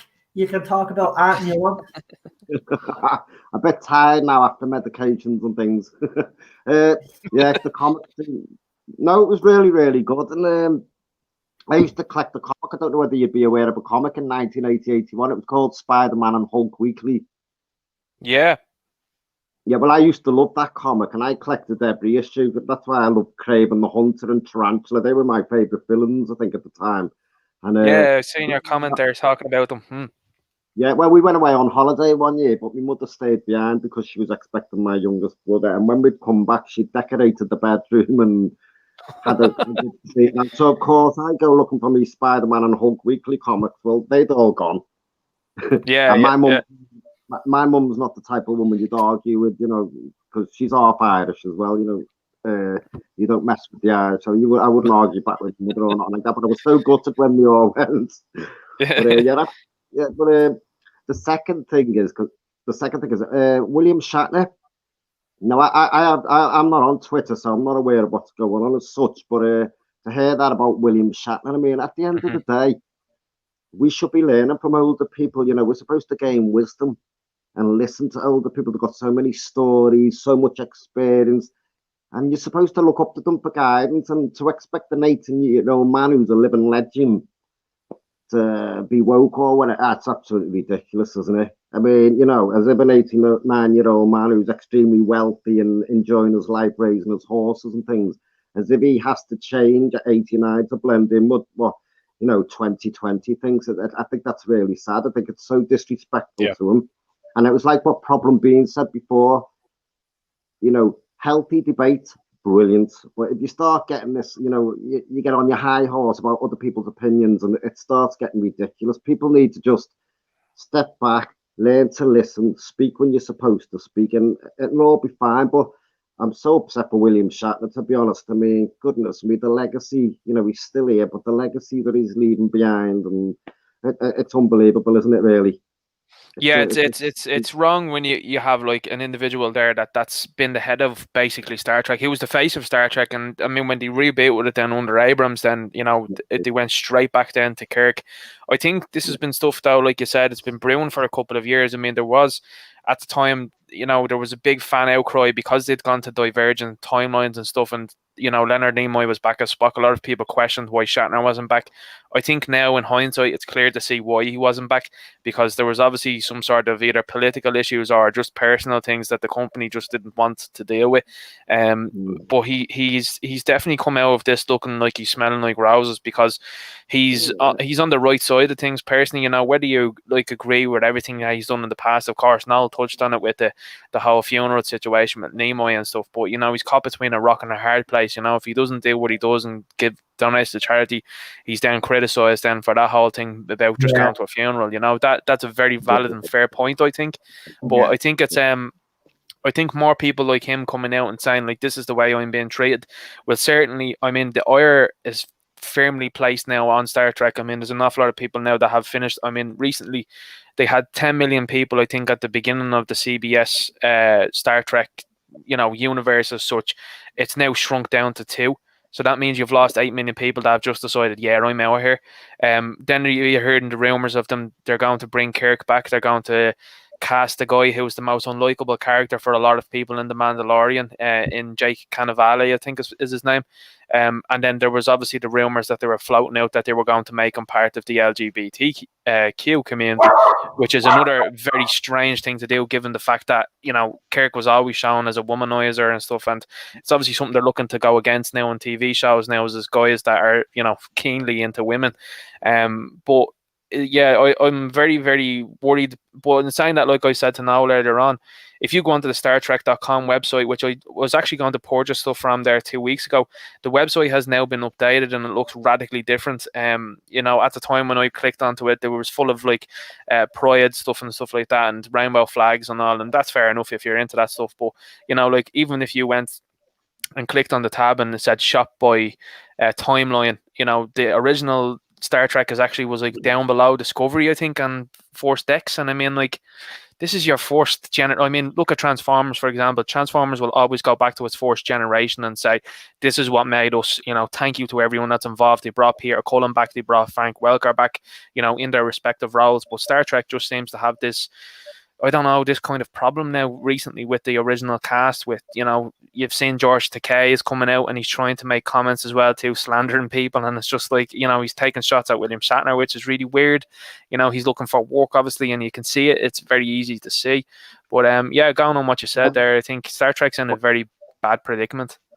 I know, but isn't it very sad when you get the likes of George Takei, who are like 80 years of age, and they can't be proper role models to people? It's absolutely right when you say they should keep the political opinions and things to themselves, because at the end of the day, we look at them to empower us, especially if you're somebody, say, especially a child, and they're at school and they might be weaker than the others and a little bit put down, they could be getting bullied or anything. And their escapism is to come home and watch Captain Kirk. When I, as a kid, watched Captain Kirk or Batman, I'd come out feeling empowered. I'd feel like I could take the world, you know. And unfortunately, that's gone now, because now I have an idea that these franchises, because of the millennials, I think these franchises were changed to adapt to, how do I explain it? They were made for the millennium, so they're making them for the 21st century. And I think they expected the likes of us guys, you know, 50-year-olds, to fade away. Yeah, but we tune in first with our kids or grandkids, whatever it is. Tune in with the kids, and it's sort of like be us passing the baton on to the kids. You know, oh, we love Star Trek with the kid, and you think they're going to love it just the way we loved it. But unfortunately, because we're adults and our life experience, we can see through all these silliness and nonsense. You cannot teach an old dog new tricks. 50-year-olds, 40-year-olds, 50-year-olds, 60-year-olds, 70-year-olds. They don't want to know. Why should we? It might be all right for the millennials because they don't know any difference, but we do know difference. You know, we've lived through hardship, we've lived through this, we've lived through that.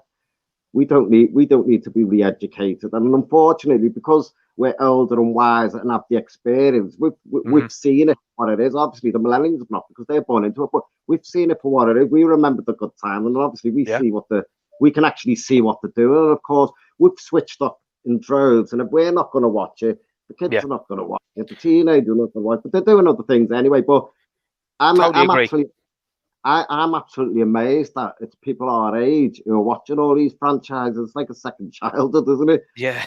Well, like I've said it in my videos, like my father, you know, for a lot of people that don't know, I'm 29, so I'm actually, you know, coming up to that age of becoming, you know, in the 30s and stuff range. So I'd still consider myself, you know, young enough. But like my father is a big Star Trek fan, and I mean, when my father, you know, has decided to watch Star Trek Picard and turns it off after 2 episodes, that's a worrying signal, because this was a man that I grew up with, and Star Trek, like, he'd wear Star Trek t-shirts, he'd always used to talk about mobile phones when I was growing up, saying like that was Star Trek communicators when I was growing up, that was impossible technology.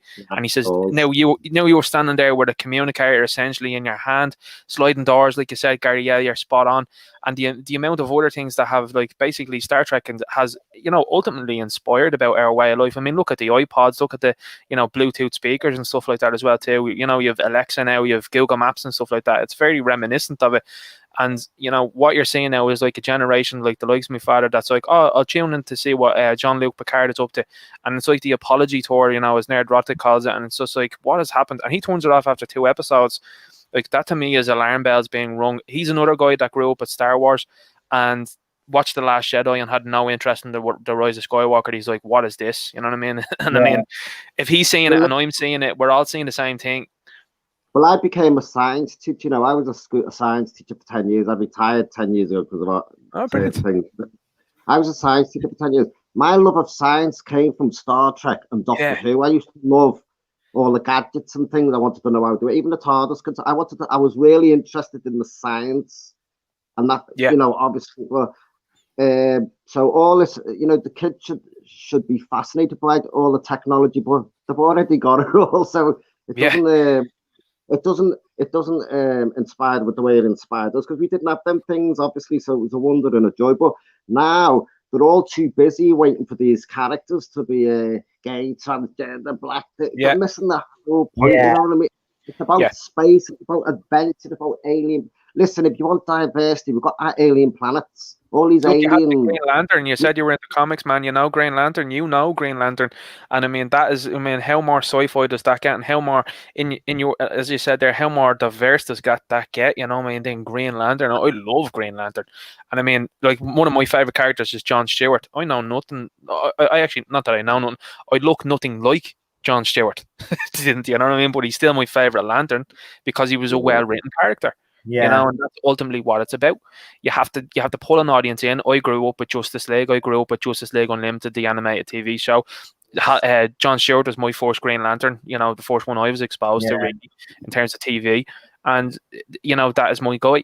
But, like, these people are growing up with this whole identity politics of things like, you know, this character has to look this way to get this audience. No. It should be written the way it's written, and it shouldn't be changed. Totally agree. Again, it's Hollywood pandering. It's Chris Chibnall, BBC pandering. They're all just pandering. And at the end of the day, all of these franchises, all of these the comic book industries and the shitter, you know, and this is what they wanted. They wanted to destroy everything and then build it up all in their own image.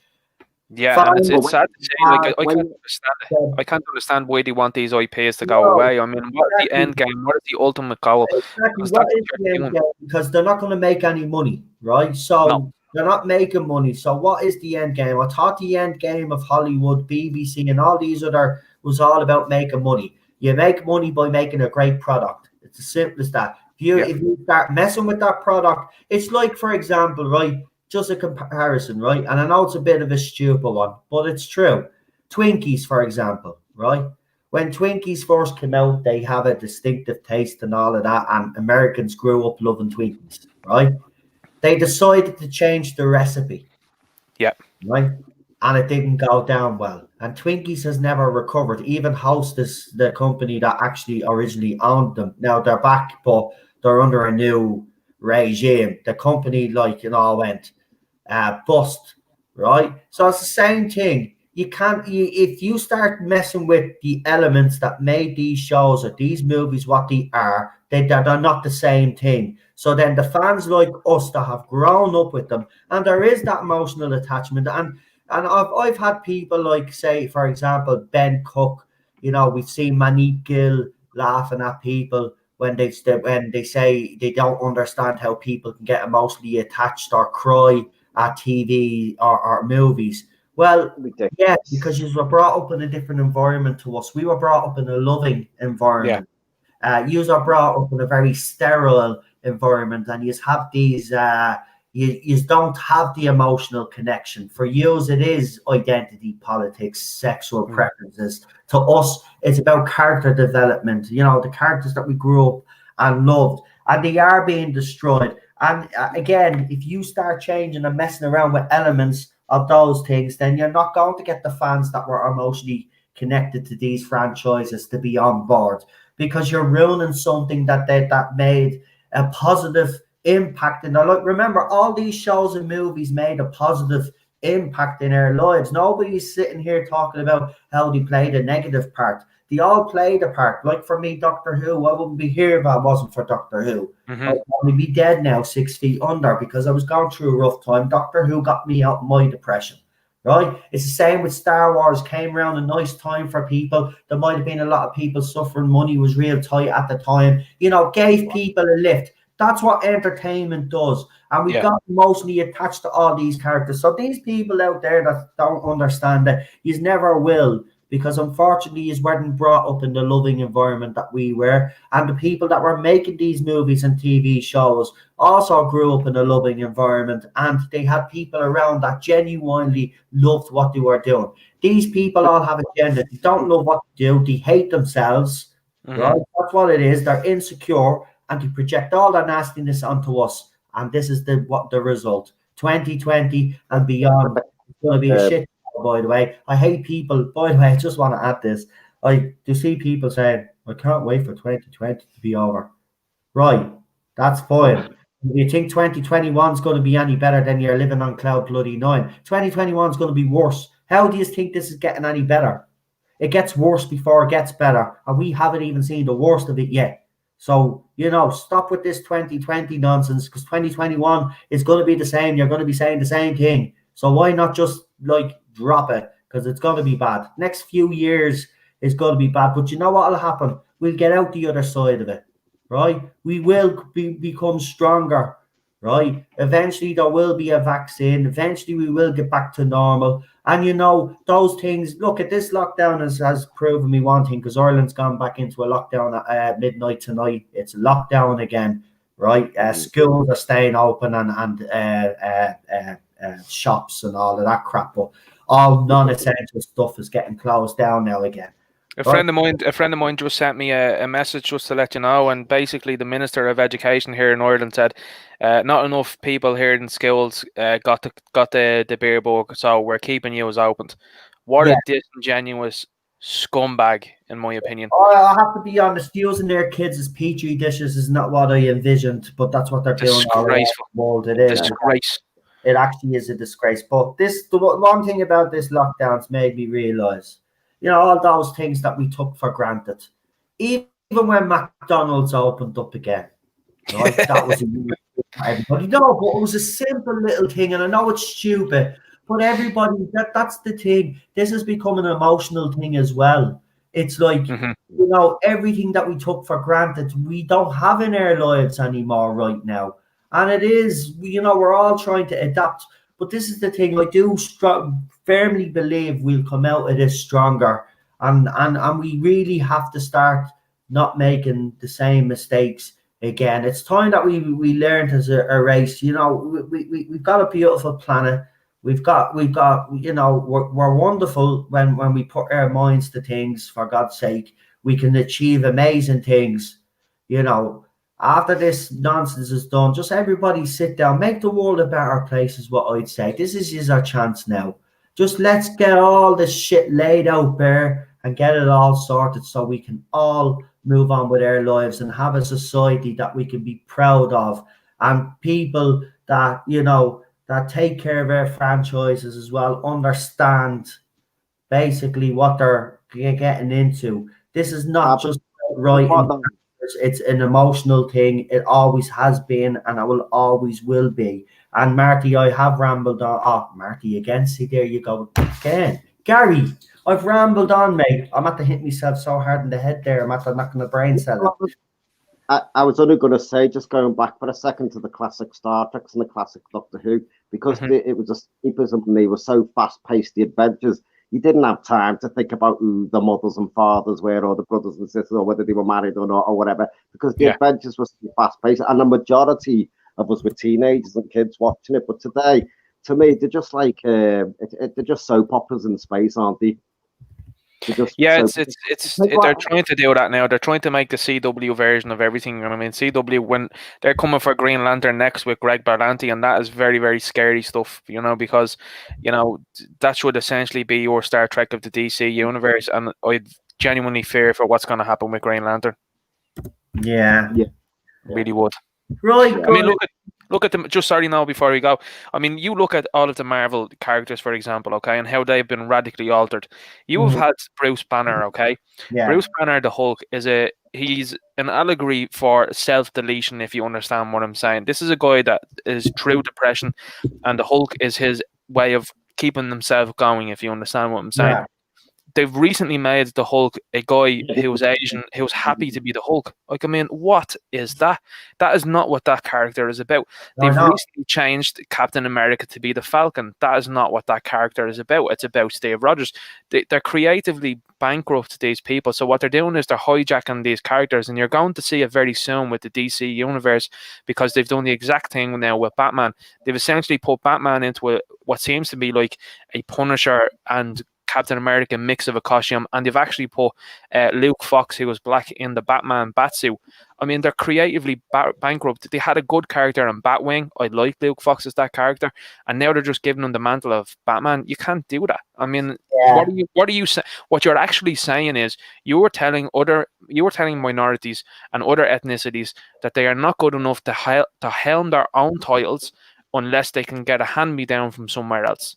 And that is exactly where the entertainment industry is at. It's the same with this gender swapping nonsense as well. It's the same thing. It's like you're handing them down these roles that they haven't even earned either, to be honest. Look, again, it is disrespectful. You're right. You bring up, and I've brought this up several times, if you want to actually, show that you're being diverse, then what you do is you start creating new content. I've said this from day one. You've got to create new stuff for because, you know, it's disingenuous, it's pandering, and it's the wrong way to do it. You create, and Ninja Knight is right, you're basically telling women that they can't have their own characters, strong female-led characters. They have to have male-dominated roles because they need that. No, not true. Look at Ellen Ripley. Look at Sarah Connor. Look at even TV shows like Buffy the Vampire Slayer. Exactly. Being a warrior princess. All of those things, right? That's how you do original and create original strong female leads. They're lazy. They won't do it anymore because they don't have the talent anyway, because Hollywood has been influxed with these mediocre writers that have agendas, right? And they've decided to let them, because it's cheaper to hire them than to hire the writers that they used to hire in the past. Because with the other writers, they can mold them to whatever way they want. But what they don't realize is when these people come in, these people are actually molding and actually writing the future of all of these franchises, comic books, whatever it is. And then look what happens. They all become destroyed. And before they know it, it's too late. And then they just have to go with it then because they're in so deep. And that's what's happened. They've gone in so deep with this shit. They can't find a way out. Everybody thought that the Joker was going to be the start of it. And in fairness, it kind of was. There was a little bit of a yoke. And then the Snyder cut then was... And there are little things. Ninja Knight is right. There are little things happening, but it's still too slow. It's still too slow. Because you'll get fans out there that'll complain about Disney Star Wars, complain about all of this, but will go out and still buy Disney Plus, still buy the merchandise. That doesn't help. The way to stop it, Disney's in trouble right now, but you can add further to the walls, you know, by not buying the merchandise right now. Not to close that part. They laid off 80,000 staff or something. Don't give a shit about their staff. Why is all still supporting them? Why is all going out getting Disney Plus to watch The Mandalorian? It's 2020. There are ways of watching the Mandalorian, for God's sake. Come on. You don't need to be buying Disney Plus or even getting, you know, as I said, BritBox is another thing I'd say. Why are people getting BritBox? I know it has Classic Who, but they know what they're doing. They know that you'll buy that, but you're still giving money to BBC and ITV. Now, ITV is not part of Doctor Who. I don't mind them getting money, but you're still giving money to the BBC. There's still people out there getting their TV license, even though they give out crap about Doctor Who all the time. Why are you getting a TV license?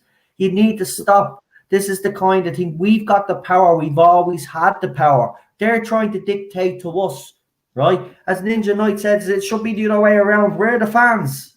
We're the people that are going to buy their crap. So start speaking up for yourself. Like Ninja Knight, when it called to arms, as Gary called it, and he decided that this was the time for him to set up a YouTube channel. I keep saying that I'd convince anybody that has a lot on their mind and wants to talk about these things, they should.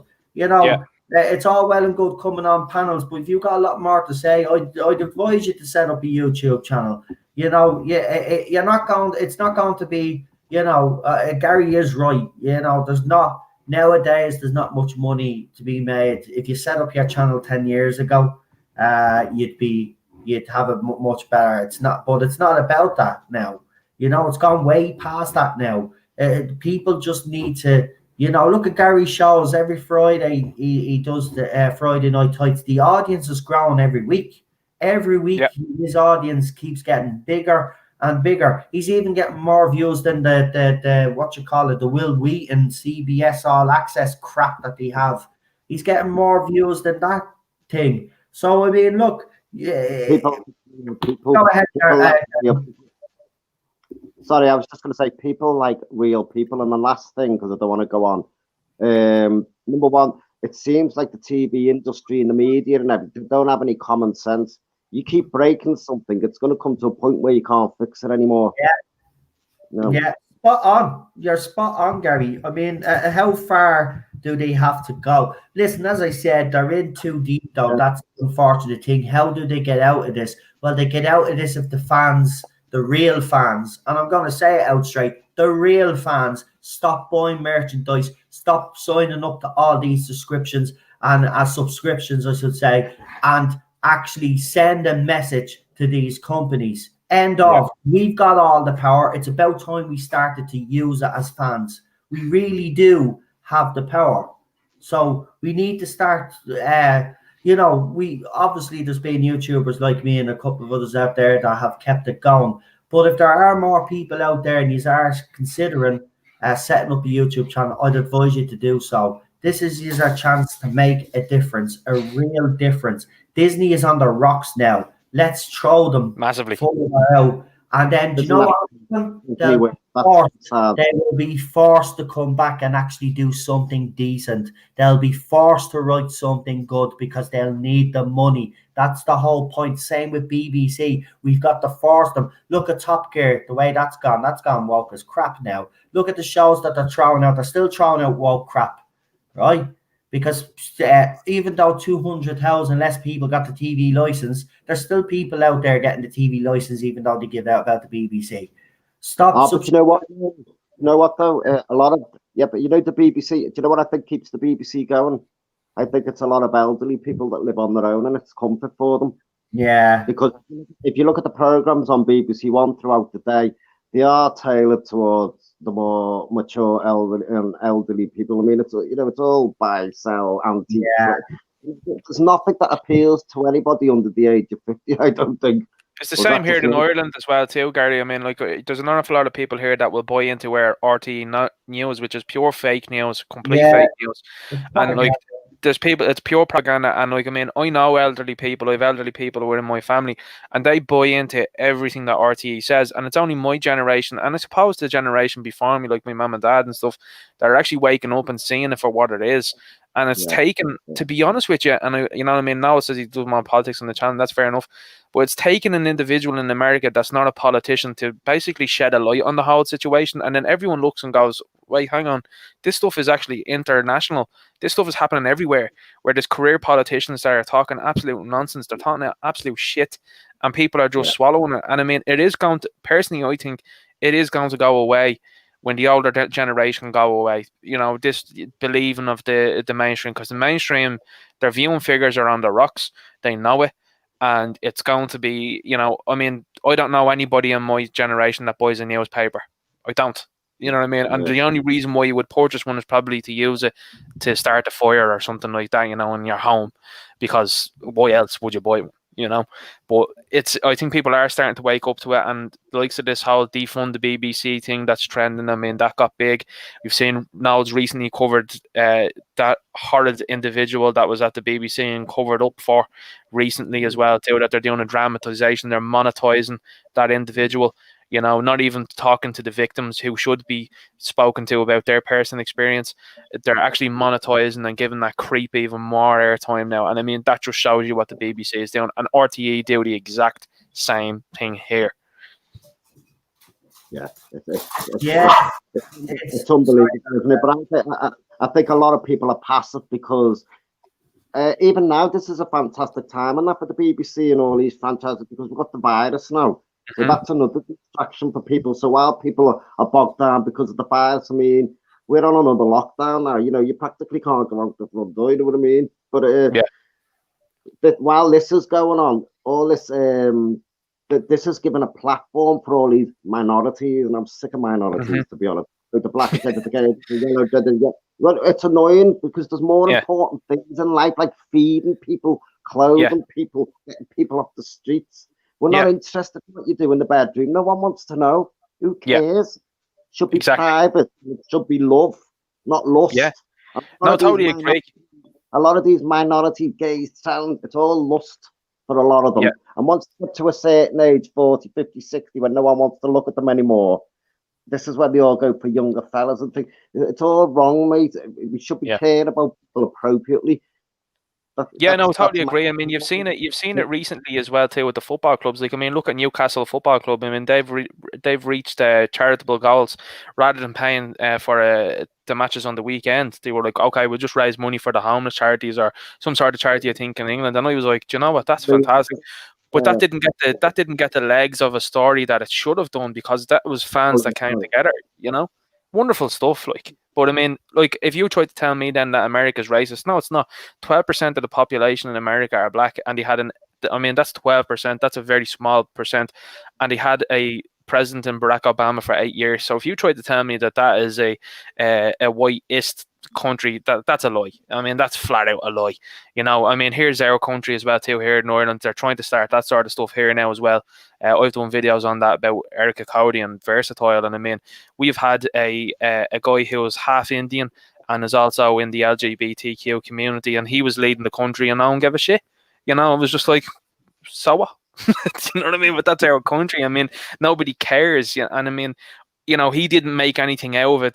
That's the type of person he was in identity politics. But there are people that are in certain parties here now in Ireland that are trying to play that way, and they do have a lot of weirdos on their side. Well, you perceive the amount of weirdos on their side because you can shout as much as you want on Twitter with multiple accounts, but it doesn't add up then when you go to the polls. You know, it really doesn't. Yeah. That's it, lads. That's it. Right, listen, we'll have to leave it there because we've kind of ran over time a little bit, but I don't mind. This is what happens when you have it's been great stuff, man. Great stuff. I just don't know what to say. I'm just after being sent some horrible images by some obviously troll account on Messenger. They're texting me on Messenger now. Wasn't it funky, was it? I'll show you because some of the images are quite disgusting that I got sent. But yeah, these, see, again, I'm not going to respond, but it's ridiculous. It's done and dusted with people want to store shit up, and it's actually it's sickening. I mean, has anybody not been listening to what we've been saying on this stream tonight either? Like, you know, we're here to talk about shows and movies we love. It's not about drama, as Gary said. You know what? Fuck's sake, let's just all fucking get on in harmony and you know what I mean? What's wrong? Like, we cannot. Do you know what? Sometimes it frustrates me with the human race because we got so much potential, and if we just put all our bullshit behind us, we could really achieve great things, to be honest with you. And it's so sad when you look at the way society's become. Because I'm going to say something. Society is going backwards. You see all the things that the left are trying to introduce and all, and trying to normalize certain things, if you know what I'm talking about. And we're going backwards. We're going backwards. It's sick. It's sick. That's why we must keep fighting, and we mustn't stop our fight. It's not just about pop culture. This is about society as well as a whole. And if we get a victory in the pop culture, then we get a victory in society, because then people will start turning on this madness and see it for what it is. And there are a lot of people out there that are willing to discuss it, willing to take the drama that comes with it, because a lot of these people that come out and speak up against all of this people end up trying to cancel them. They get death threats and all of this rubbish. But no, they stay the course because I believe Shatner is on the right side of history. I believe that most of us here, all of us here, I should say, are on the right side of history. And it's the people that are mostly on the radical left that have dragged the rest of the left with them that are the problem. And, you know, if we get a win in pop culture, as I said, then it reverberates around society, because then people will say, no, hang on, enough is enough. And then it's like, right, sort it all out, but we're not having all of this virtual signaling. We're not having all this pandering anymore. Sort out the issues at bloody hand and fix them. Simple as that. Right? Well, it's not that simple, but that's the attitude that we should have. If people have problems in society, let's fix it. Let's listen to them and let's fix it. Simple as that. And so we can move on, right? And let's see if we can achieve great things. Look at us in the 60s. Look at the things the United States and the rest of the world achieved in the 60s. The first satellite, right? Send a man to the moon, if you believe that happened, right? But the rockets that they built, right? Look at all the things that we achieved, right? When we kind of started to talk to each other and put our differences weren't put aside as such, but people were willing to work with each other, and we achieved great things. We need to get back to that. We need to sit down and just sort out whatever the issues is. If there's issues with racism, sort it out. If there's issues with pedophilia out there, sort them out. We need to sort out society. We need to fix society. But the battle starts on the ground. And it always has been on the ground. And, you know, we must continue to do what we do. So if anybody out there is considering to do a YouTube channel, my advice is get out there, be part of that voice. Be part of that voice, because the more voices we have, the merrier. We're getting drowned out by a vocal minority, but they've got the right kind of people behind them. We need more support. The more support we get, obviously, you know, the stronger we get as we come together. And that's what we need. We need to show a united front, and we need to be tackling this head on, the whole lot of us. We've all got a role to play, whether it's boycotting something, whether it's not getting a subscription. It doesn't matter. Whatever part you play, whether it's, as I said, set up a YouTube channel or end a subscription or whatever, the TV license, whatever it is. Once you play your small little part in it, all adds up. So don't think that you can never make a difference, because you can. You can. It does. It adds up. 100%. Of course it does. You make a difference, and we do as fans. Listen, Gary, it's been brilliant having you on. Actually, you've brought us some really great points. But listen, Tarzan Talks is on Friday, so definitely come back in. And if you want to follow up on this whole conversation, I'm more than willing to continue it, because it is an interesting one. And Ninja Knight, don't forget to subscribe to his channel, but I'm going to let him plug himself again, because you know, I want people to go and subscribe to him. As you can tell, he knows his stuff. Even during the movie vault, he had some nuggets of information that we didn't even know. So he knows his stuff. He really does. So check him out. I think he's going to be one of those, and I said this about a few people out there, really have high hopes for this guy. I think he's going to become probably the biggest Irish YouTuber that does this. I know we have, what's his name, Dave Cullen, but I think this guy can emulate him. So please do support him. And it's been an absolute pleasure having you on, as always. I'm glad our streams crossed, to be honest with you, because it's been nice having you on. And it's been nice to get to hear your opinions as well, even if we don't agree on Pacific Rim.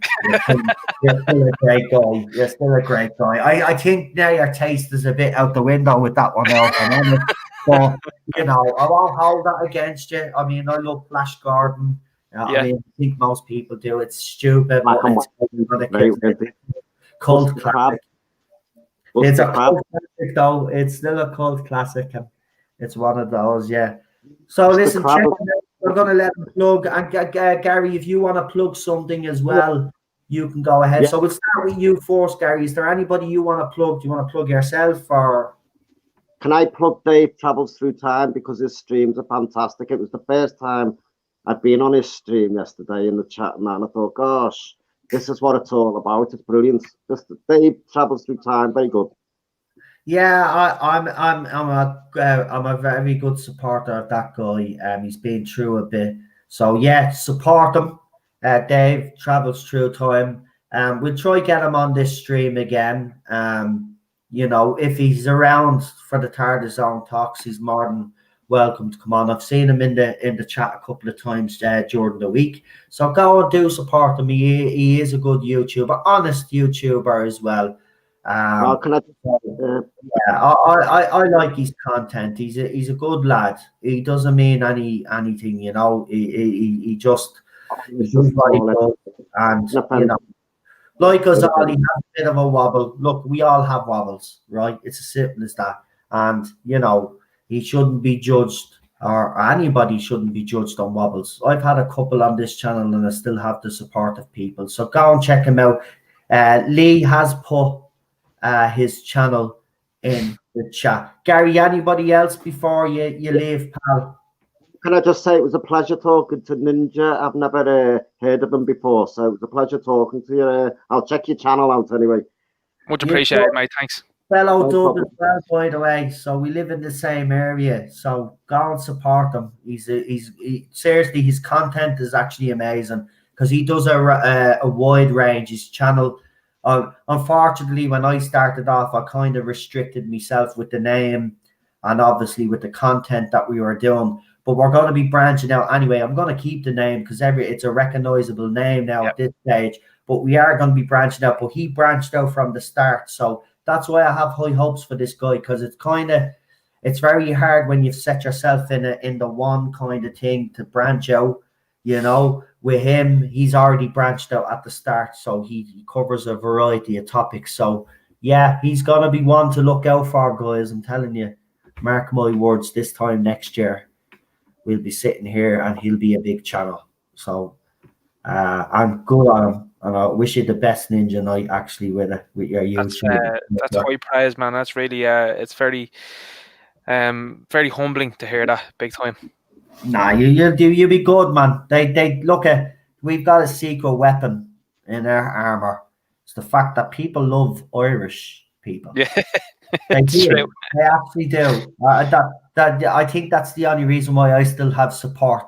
I think it's a different nationality. I think everybody knows why now, but I think it's because of the Irishness and the unpredictability, and I just speak off the cuff because that's what I do. I said it, didn't I, from day one? Yeah. When I give opinions on this channel, it's going to be raw, unedited, and I'll be honest with my opinions, and that's it. Sometimes people love it, sometimes people hate me for it, but I'm not going to change, because nobody should have to change for anybody out there. That goes for all YouTube. You should stay true to yourself.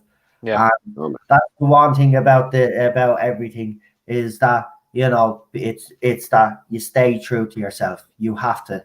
If you don't, and you lose integrity, in my opinion, you should stick to your guns, even if there's opportunities there for you. Because if it is a true fact on YouTube, if you swing a certain way on the argument, if you're on the left, you get more rewards. You're offered stuff, you know what I mean? You're offered opportunities.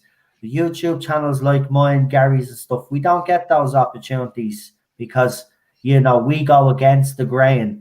Yeah. So never sell yourself out, because it is a quick way of making easy bucks. You could, you'd make a lot, but I'd never do that, because, I stay true to who I am, and I wouldn't do that, because I think the integrity of my channel and the Tarda Zone brand in itself would be tarnished if I did that. You don't sell out. You never sell out. You stick to your guns, and you never change for anybody. That's the advice I'd give to anybody starting a YouTube channel. Be yourself, but never change for anybody, even when it gets tough, and it will get tough. You do have some of the most horrendous days, and then sometimes and a lot of the time it is. You have those days where everything is just perfect. Everything is great.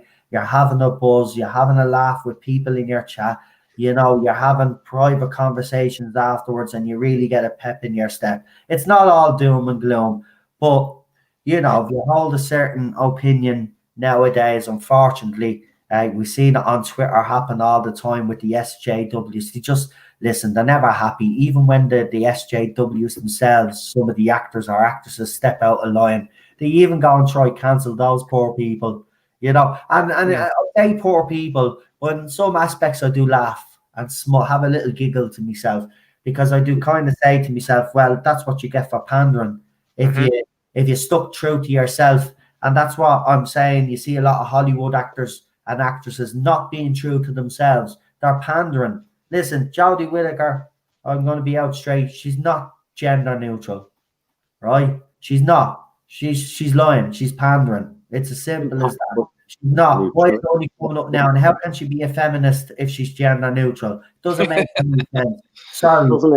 I need to be a scientist or Sherlock Holmes to figure this one out, that she's pandering. And a lot of actors and actresses are going to come out, because someone said it on this stream, that you're going to see this now. This is going to become a thing now, where other actors and actresses are going to come out and all of a sudden say, oh yeah, I'm gender neutral.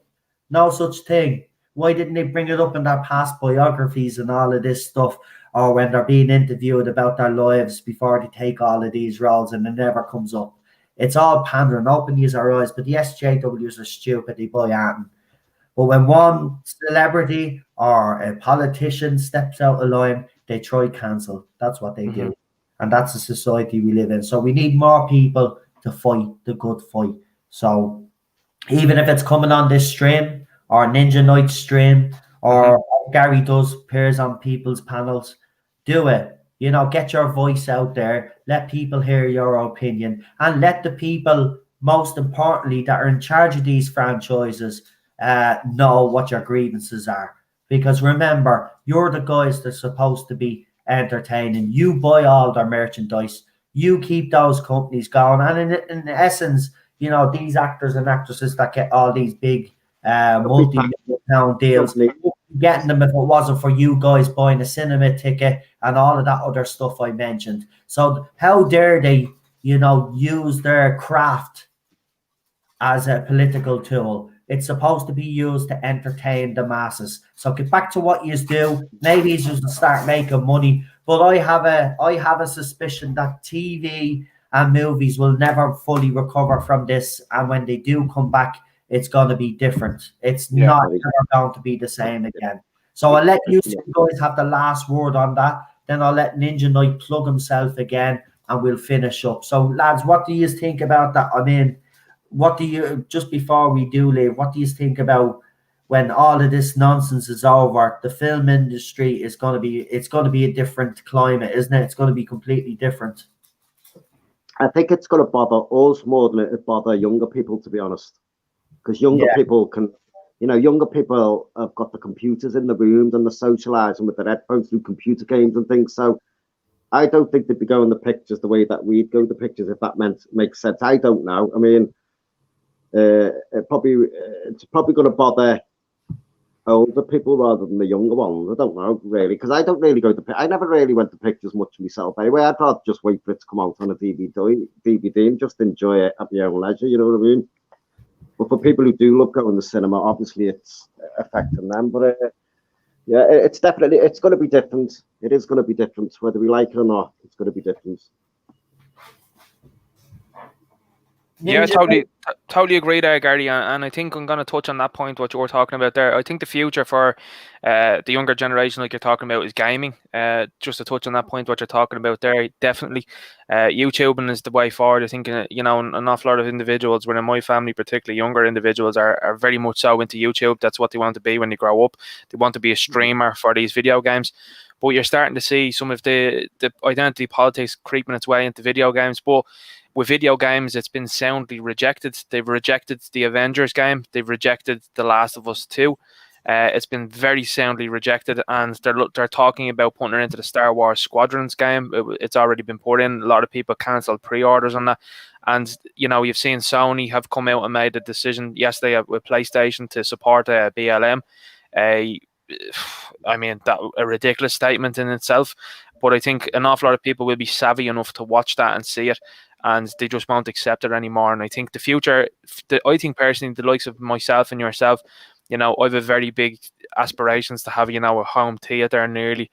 And that would be kind of the last of that, because I don't think after that then, people watch films. I'd be nearly vomiting when people tell me that they watch films on phones and stuff, but to other people it's become so natural now that it doesn't matter. But I think the future is probably streaming. It's going to move on then to be video games, I think, and maybe interactive video games. But the gaming community soundly rejects these things very much so. So yeah. I mean, look, as I said, the next few years is going to be fascinating. It's going to be interesting to see all these big movies keep getting pushed back. We'll see what kind of reception they're going to get. Because remember, we haven't had huge movie releases yet. So it'll be interesting to see when they do actually happen, what the reaction's going to be, and how much money they actually make. See, this is where they'll be able to judge now if this goes on, if this is the life for the next, say, 10 years. And I'm not saying it'll go on for that, but just say it is the life for the next 10 years. These couple of movies that are going to come out first, there'll be a lot of research done. They will be keeping an eye, and then they'll be able to predict that if this goes on for the next, say, 10 years, they'll be able to make predictions how the movie industry, they're not always right. There's some years they'll have a great year, and other years they could have a bad year, but they do get pretty close, to be honest with you.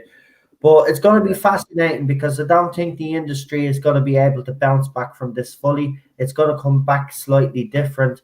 As cinemas, I think the era of cinemas, it's sad to say, it's gone. It's done.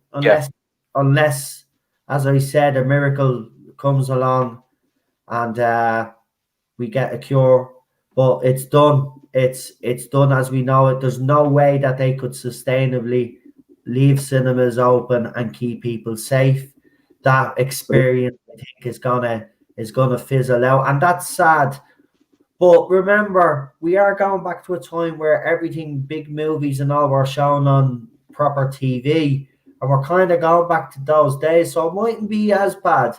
You know, we can get 56, 60-inch bleeding TVs now, 70-inch bleeding TVs. So we could still enjoy these movies. Okay, it's not going to be the same as it is in a dark cinema with the surround sound. But I suppose if you had the money, you could invest in stuff like that. You could probably recreate that experience. But let's be honest. I mean, the good old days of video shops, going to get a video or DVD, they were big days, they were. And when a new movie came out, everybody sat around the TV. I don't mind. I really don't. To me, I do enjoy going to the cinema. I love the cinema experience. But unfortunately, I did find over the past 10 years that it became very expensive.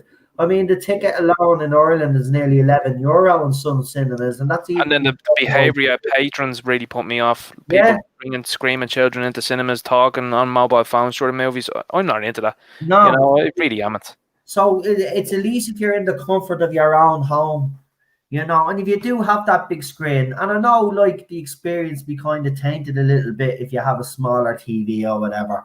But look, you could save up for a while and invest in one, and they last for decades. They last. These TVs don't break if you get a good name as well, and you can relive that experience. I mean, even we have speakers here, right? They're little shitty computer speakers that were 20 quid.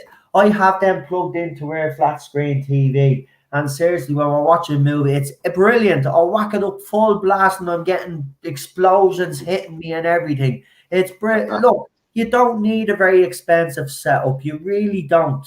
And I know people do enjoy watching things on the big screen, but those days are over unless we get some miracle cure. Because I'm sorry, there's one thing I disagree with the politicians out there saying that we're going to have a cure by Christmas. It takes decades. It takes years. It actually takes a couple of decades because, you know, the proper they can't just give an untested vaccine straight away to people. Is that what they're going to do? Because I tell you, the people that sign up for that were going to be pretty bleeding brave, because you know, with every vaccine, especially in the early stages of testing, why do you think they did? I hate to bring it up. You could say they found the vaccine, but you never on non-humans. I will say, right? That's why they test on non-humans, right? And then they go to the human trials. So listen, we're way off. We're way off. We might get something like a thing that can put it off. You know what I mean? But it won't be a cure. We're not getting a cure anytime soon. So cinema for me, I'm sorry, unless we find some miracle cure. And in fairness, they need one before the new year starts. Because cinemas need to open back up again if they survive at all. Right now, ASAP, but we can't because everything is locking down again. So they have to close if they weren't already open. So it's game over. Unfortunately, you know what might happen? You might have smaller ones pop up. And I don't know about you, Gary and Ninja Knight, but we had a small cinema here. Do you remember the small cinema in Rathmines, Ninja Knight, when that used to be open? The Othello, what was it? The Othello, was it? I think it was the Othello, yeah. Yeah, right. We small little cinema. They showed like, you know, movies of the past, you know, like Clockwork Orange and stuff like that. But it was the old style experience. It was like an old fashioned cinema experience. So it wasn't that like you paid for it, but it was brilliant. Like you had the usher and all. It was proper, right? Yeah. So I think that's the style will go back. Little cinemas like that. I don't think you'll have the big franchise cinemas anymore. I think they're gone. And you know, again, if they don't have a cure, I think if they do build them, they will build them with this thing in mind, to be quite honest. But we'll have it in a way when this thing is gone, they can obviously, they won't have to do much. They'll just whack seats in, more seats in. They'll design them so it'll be easy to put more seats in if they need to after this goes away. But cinema as we know it is gone, I think, and I think that's sad. And it should be something to be something on. But the TV execs will say, well, you know, they ruined TV. You know, back in the when you had that cinema experience, they ruined the whole experience of everybody sitting around the TV together. So it's probably a little bit of poetic justice in a way, if you look at it. I think most old school people would prefer it. Listen, there's calls for these movies to be released on streaming services. I think it's the only way to go, and why not go for it? They have to do that now. I think people are going to get used to social distancing anyway, Noel and Ninja Noel, and people are going to get used to social distances, and the habits are going to change. And I think if the cinemas do reopen, I think people subliminally, they're always going to be looking at other people suspiciously anyway, and you know, they're always going to have this thing in the back of their mind. So I think social distancing is going to play a big part in how people's behaviours change over the next few years if cinemas do reopen or whatever. A controversial proposal. Let's bring back drive-through cinemas. Oh. Well, I think that'd be a great idea. Bring back drive-through cinemas. There you go. And if you have a family, because you're a family, you're in your car, you know, you're living in the same household, you can sit in your car and you're not bothering anybody, you know, and you can sit there, watch the movie. Back in the old days, I don't know, guys. So some of this is appealing to me, you know. The drive-throughs have been doing great success, but it's personally not something I'd be into, you know. I don't think I don't like drive-throughs personally myself, but that's just me. There's always one. I'm only messing. But listen, right, I think we have come to the end of time. I'm going to let Ninja Knight now plug himself one final time, and we're going to leave it at that. We will be back on Rabbi's channel tomorrow. We've got the quiz and then the comic book pitch. We do them shows one after the other. I host the comic book thing, and also I do host on Rabbi's channel. We do the great comic book pitch or whatever it's called. You think I'd know being the host of the show, but there you go. Liam will remind me in the chat. But we do that, and then we're back on Friday for the Tarda Zone talks, and then we've got the last watch along for this week, because next week it's all Star Wars, but then the week after we will be back. So we have Classic Who, I think it's Ghostlight, if I'm correct. I think it's Sylvester McCoy, so I think it's Ghostlight next, and then we've got Daleks in Manhattan on Sunday.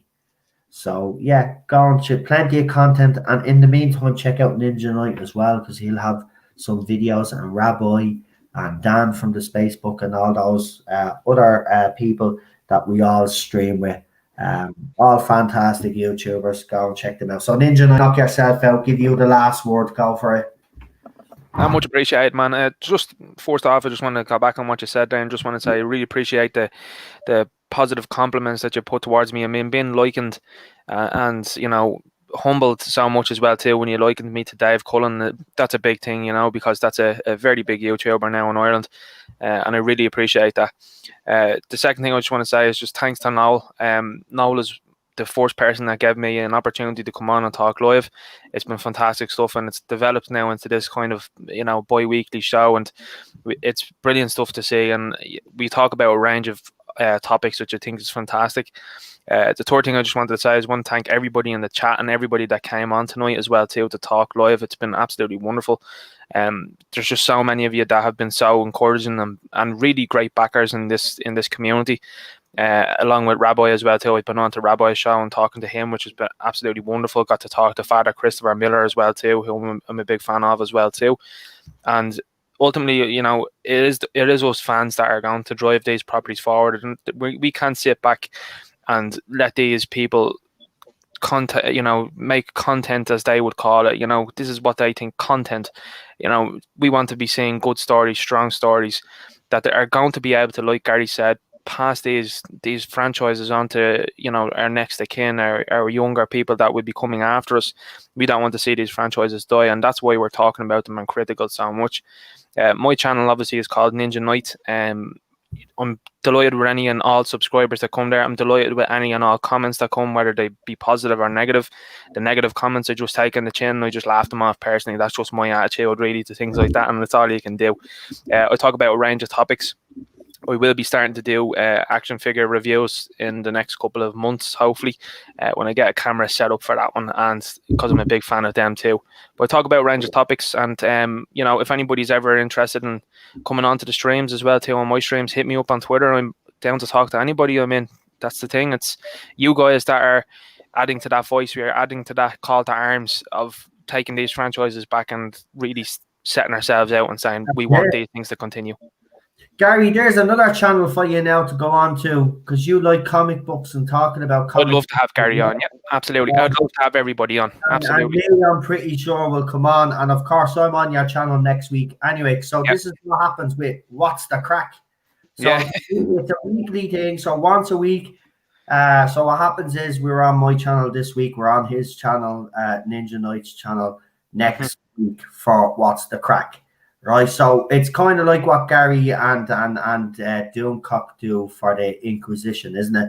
It's a bit like that. They rotate on each other's channels, so that's how we're going to do it. That way, then, you know, he can get some subs off our followers here, and then vice versa as well. But not just that. It's a good way as well to get the two of us more recognized, because as I said, people will obviously know him and follow him, and they won't know who I am.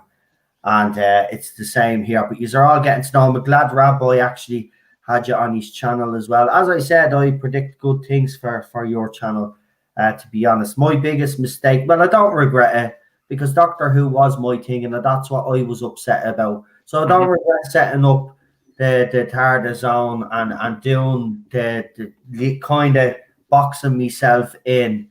But I think it is time, and I have been speaking about it for the last year. Now, we have done little bits and pieces, but I am definitely starting to move into other stuff now, because let's be honest, we're sick and tired of the negative crap with Doctor Who right now. When that comes out, I'll report it. If I get any news, I'll report it. If there's any articles worth talking about, I will. But I want to do the Star Wars stuff. I want to do the Star Trek stuff. And then all that other stuff that you have all been suggesting to me for the past second year, right? We'll get all of them as well. We'll have panels. We'll do a lot. We're going to have a lot of fun, right? It won't be just Doctor Who. So I am branching out, and we're making a genuine change on this channel, because we need to get, you know, we need to, because Doctor Who's not the only thing that I love anyway. I'm a huge Star Trek fan, and we did Picard on Rabbi's channel, and I haven't really spoke about the rest of New Trek, because I've been focusing mostly on Doctor Who. But I am a Star Trek fan, and it is disgusting what's happening. That I have become a fan of Star Wars through The Mandalorian, I have to be honest with you. And I want to talk about that as well, because I think that is important, because, you know, it's kind of a different thing for me, because I was the Star Trek fan, but not really a Star Wars fan. But seeing the movies so many bloody times, because my dad was a Star Wars fan, they were always on in the house. I don't know how many times I saw the original trilogy. I mean, I've seen them over and over and over and over and over. But I never had that emotional attachment with it. But when I start watching The Mandalorian, I actually said I have to watch Star Wars again. So that was my in. So it's you know what I mean? Even though Disney's being criticized about this, that, and the other, Mandalorian was the one that made me go back and say, okay, I'm going to give Star Wars another chance. I'm going to go back and watch the original trilogy and see if I can actually enjoy these movies, because when I did watch The Rabbi Cut, you heard me, I even said that I actually had fun watching this. So my opinion has slightly changed about Star Wars because of The Mandalorian. And I think that's important to talk about, because there'll be Star Wars fans out there that will think the opposite to me, obviously, because of what Disney has done to their franchise. But I think it is good for me to talk about that, because that was my in.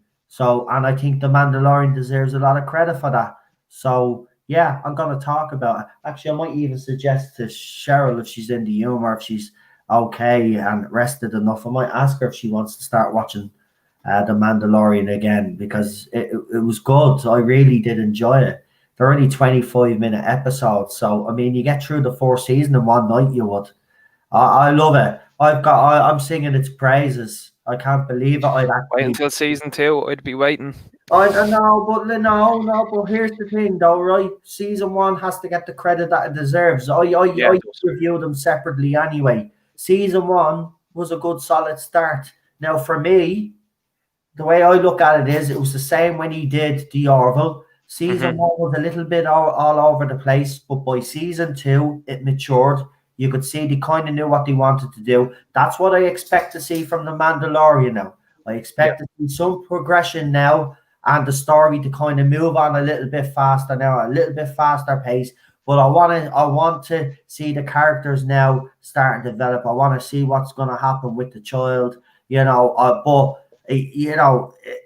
I will judge it on its own merits. I'm not going to, right now, season 1 for me was a good start. Season 2 now, as far as I'm concerned, this is where they have to start now finding their feet. They've had a year. They've listened to fan feedback now. So season 2 has to be an improvement. Like the Orville 2, like season 2 of the Orville, I thought was a huge improvement over season 1, even though season 1 is funny, but it was all over the place. But that's because they were trying to figure out where they wanted to go with this, and they were kind of finding their feet. In the season 2, they matured. So it has to happen with Mandalorian. So I will, if it's bad, I'll come out and say it's bad. But so far, I'm actually quietly impressed. So we'll see what happens in season 2. Fingers crossed it doesn't let me down. I really do hope it doesn't go down the route, but I doubt it will. I actually have, because Jon Favreau is involved. I just think he understands what the fans want. And even if there is some of that in it, trust me, that'll be in the background, because his team will make sure that it doesn't play a huge part. That's the difference with Favreau. If there is that nonsense in it, like there was in the Orville, that was in the Orville. That was played a pivotal part in the Orville. But look at the stories they gave us. Look at the way they wrote it. They wrote it within confines of the show, and everybody was on board with it. So he needs to do the same. If it does creep in, he needs to do it within confines of the show, like we've always been saying. And I'll have no problem once the stories are better than what we've gotten so far. There must be an improvement, but so far, so good. And I will speak about this a bit more detail in a video at some stage, because I really do think, from my perspective, and I think for other people that felt like me, not a big Star Wars fan, but for me, Mandalorian was the in and has made me interested to go back and watch Star Wars all over again. And it wouldn't happen only for the Mandalorian. So I think it deserves credit, and I'm going to give it the credit. So I'm done now. I've ranted on for about 20 minutes about Star Wars. Next week is going to be brilliant. So come and join us, And listen, we're going to have a big panel as well, by the way. Huge panel for Star Wars. So you're going to, I'm saying people will have their Star Wars T-shirts and all on, whatever big classic stuff. Obviously, they don't buy any of the new crap. If I do see any new crap, I'm going to ban them. When I have a new Star Wars logos on this show next week, money messing. Wear whatever you want. And Baby Yoda is definitely welcome. Right. That's it. We're done. Gary, thanks for coming on. It's always a pleasure having you on, mate. And I'll see you again. I'll probably see you tomorrow on Rabbi stream. If not, I'll see you on Friday. Yeah, no problem. You are brilliant. Thank you very much. And cheers, No. Ninja. Cheers, man. Good Thanks night. very much. Much appreciated. No bother. Thanks, Gary, for coming on. And Ninja Knight, I'll just say again, absolutely fantastic having you on. And we will do this all again next week on your channel. Yeah. So don't forget, that's the name of the show, by the way. What's the Crack? Excellent. Right, so that's the new show. It was actually your suggestion at Ninja Night, and I think that because it is a very Irish thing to say, so Yeah. why not have the show reflect that? So what's the crack? Is the name of the show. So Lou, just wink, wink. I know you're busy with trailers, but if you want to throw together a now what's the crack trailer, just what's the crack or something. A couple of leprechauns or something in a pot of gold or something. Oh, don't go cringe now. No. Stay away from that. Yeah, no, don't do that. Just put Leo Varadkar and me. Oh, no. No, don't do that because Ninja Knight will never appear on this channel again. But I'm only saying, just throw it out there. I know you're busy with trailers, but if you can, it's no big deal. And if you can, you let me know anyway. But if you can, don't forget to share it to Ninja Knight as well, so he can put it up on his StreamYard for his little intro for when we do What's the Crack? I love it. I just love saying it now. Gary keeps laughing every time I say, "What's the crack?" What's the crack with this all? I'm only saying you don't have to do it. Everybody knows the name of the show. I'll even just bleeding find a post. Do you know what I'll do? I'll just go into the bleeding Google and I'll just write "What's the crack?" and I'm sure there's a poster there and we'll just bleeding use that or something. There you go. You don't need a trailer, really. But if you have the time, if you don't, it's no big deal. We'll use the poster. What's the crack? Right.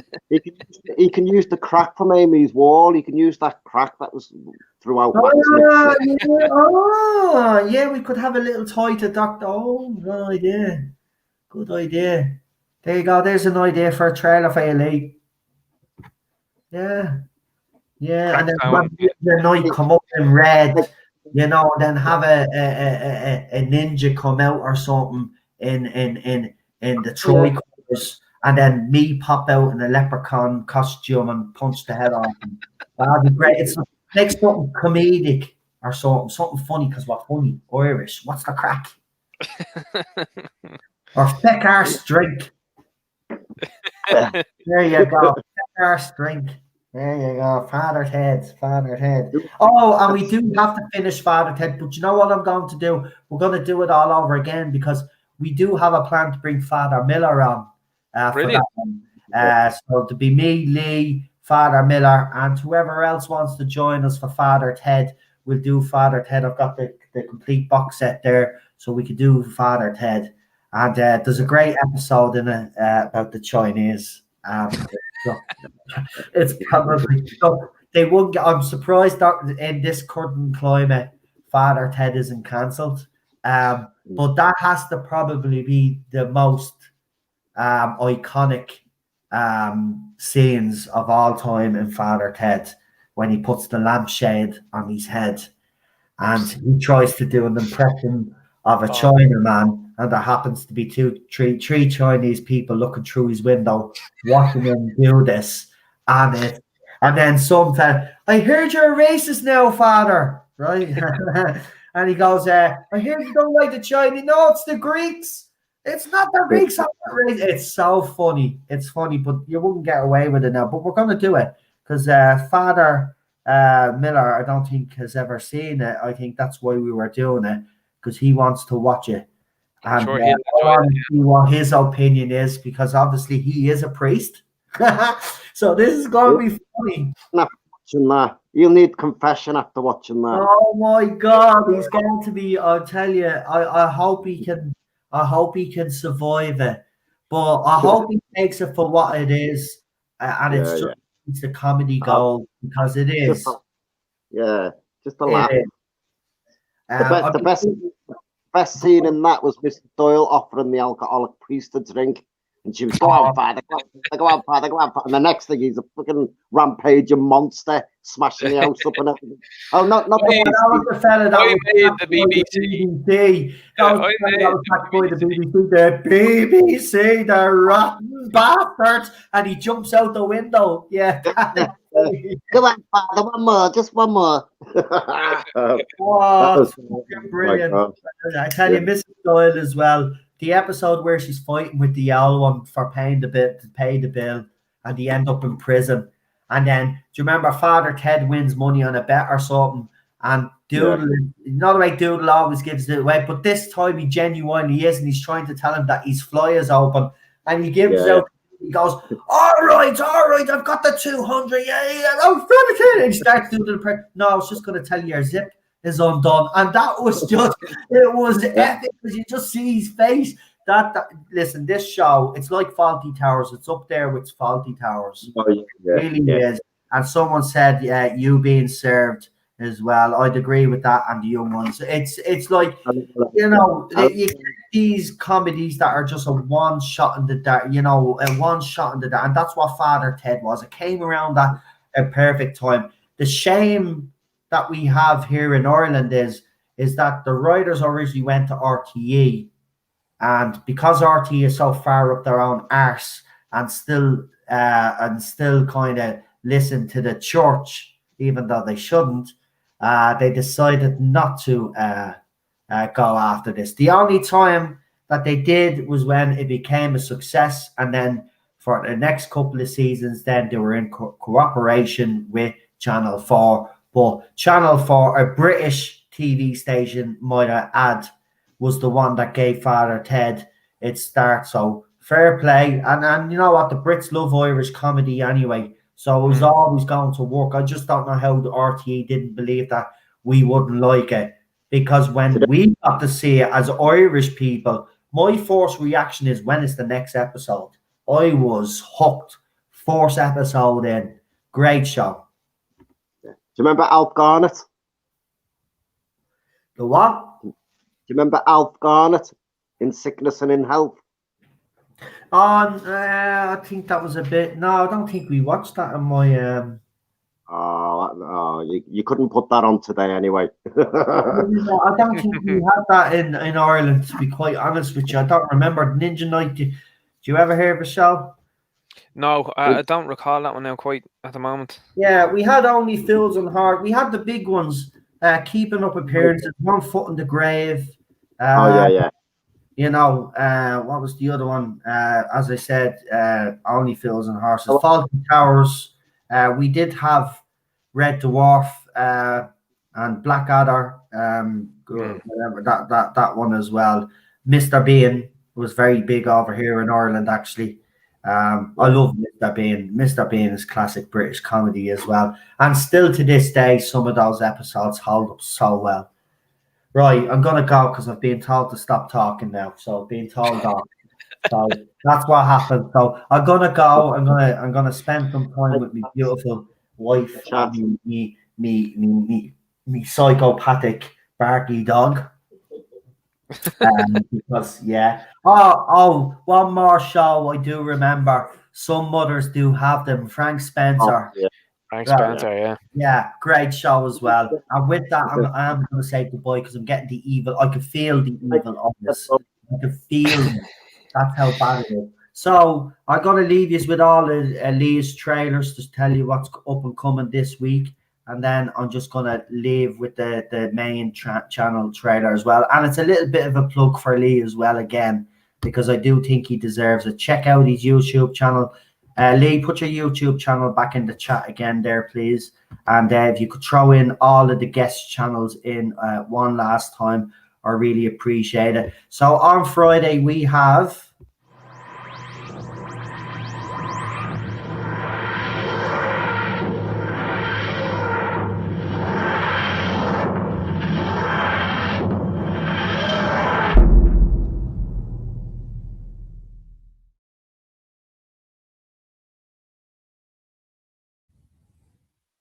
Right, so that's the Target Town Talks this Friday.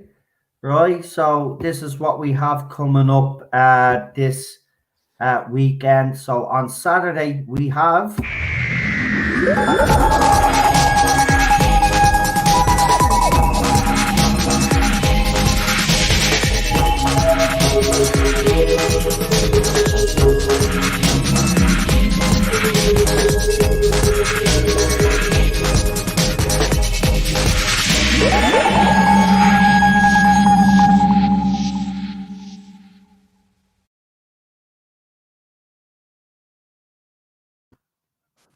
Nice. So that's the classic Who on Saturday, and then we have this on Sunday. And for anybody that hasn't seen it yet, this is the new Who. This is the latest trailer that Lee has put together for us. So this is the new Who. This is what's happening on Sunday.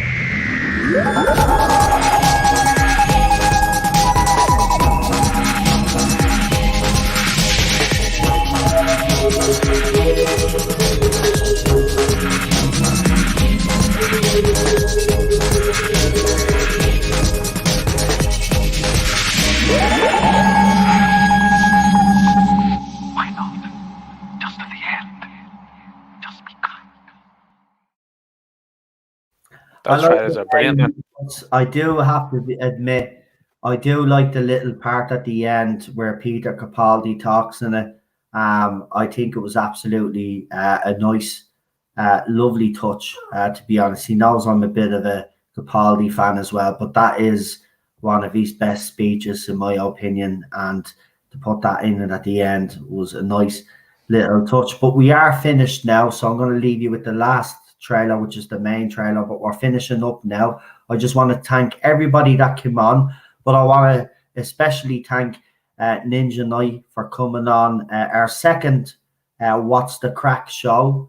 So I hope you are enjoying this format, and if you do want us to continue bringing people on, let us know, and I'm sure we'll be able to do that next week. But it was a trial basis, obviously, today, but it seemed to, I don't know why he's crying, but it seemed to work out fine. So if you are interested in that, check out Ninja Knight's channel next week, and we'll be on for that. I'll share all the links anyway when we do go live, so we get you all come on board. Right, Ninja Knight, I'm going to definitely say goodnight. So thanks for coming on. Everybody in the chat, thank you. Me moderators, Lee, Chris, and everybody else that moderates the chat, thank you very much. And everybody that contributed tonight coming on. Thank you very much. We really do appreciate it. And I hope you are enjoying this. So I'm actually enjoying this. Loving it. Talk about other stuff other than Doctor Who. So with that, good night. Stay safe. I'll talk to you the weekend. Right, we're getting close to the weekend, but I'll see you on Rabbi's channel tomorrow, and we'll have more fun. So I'll see you. Good luck, Ninja Knight. Go on, you say good night to everybody. You can have the last word on the channel. Thanks very much again, and thank you to everybody in the chat, and good night. God bless.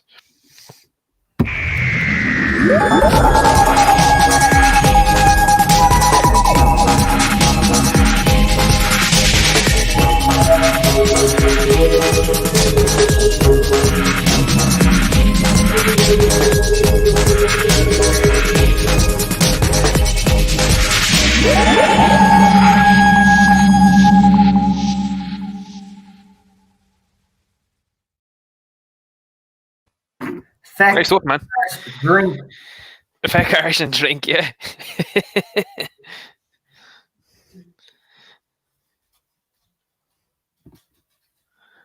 Great stuff, man. Is it gone off because it's still on my screen? So I just don't want to say that, and just in case we're still, because it's still spinning that we're live. I don't know, this computer. Yeah, it still say live on the top of the left-hand corner of me. Right, hold on. Having trouble connecting, please check your internet connection.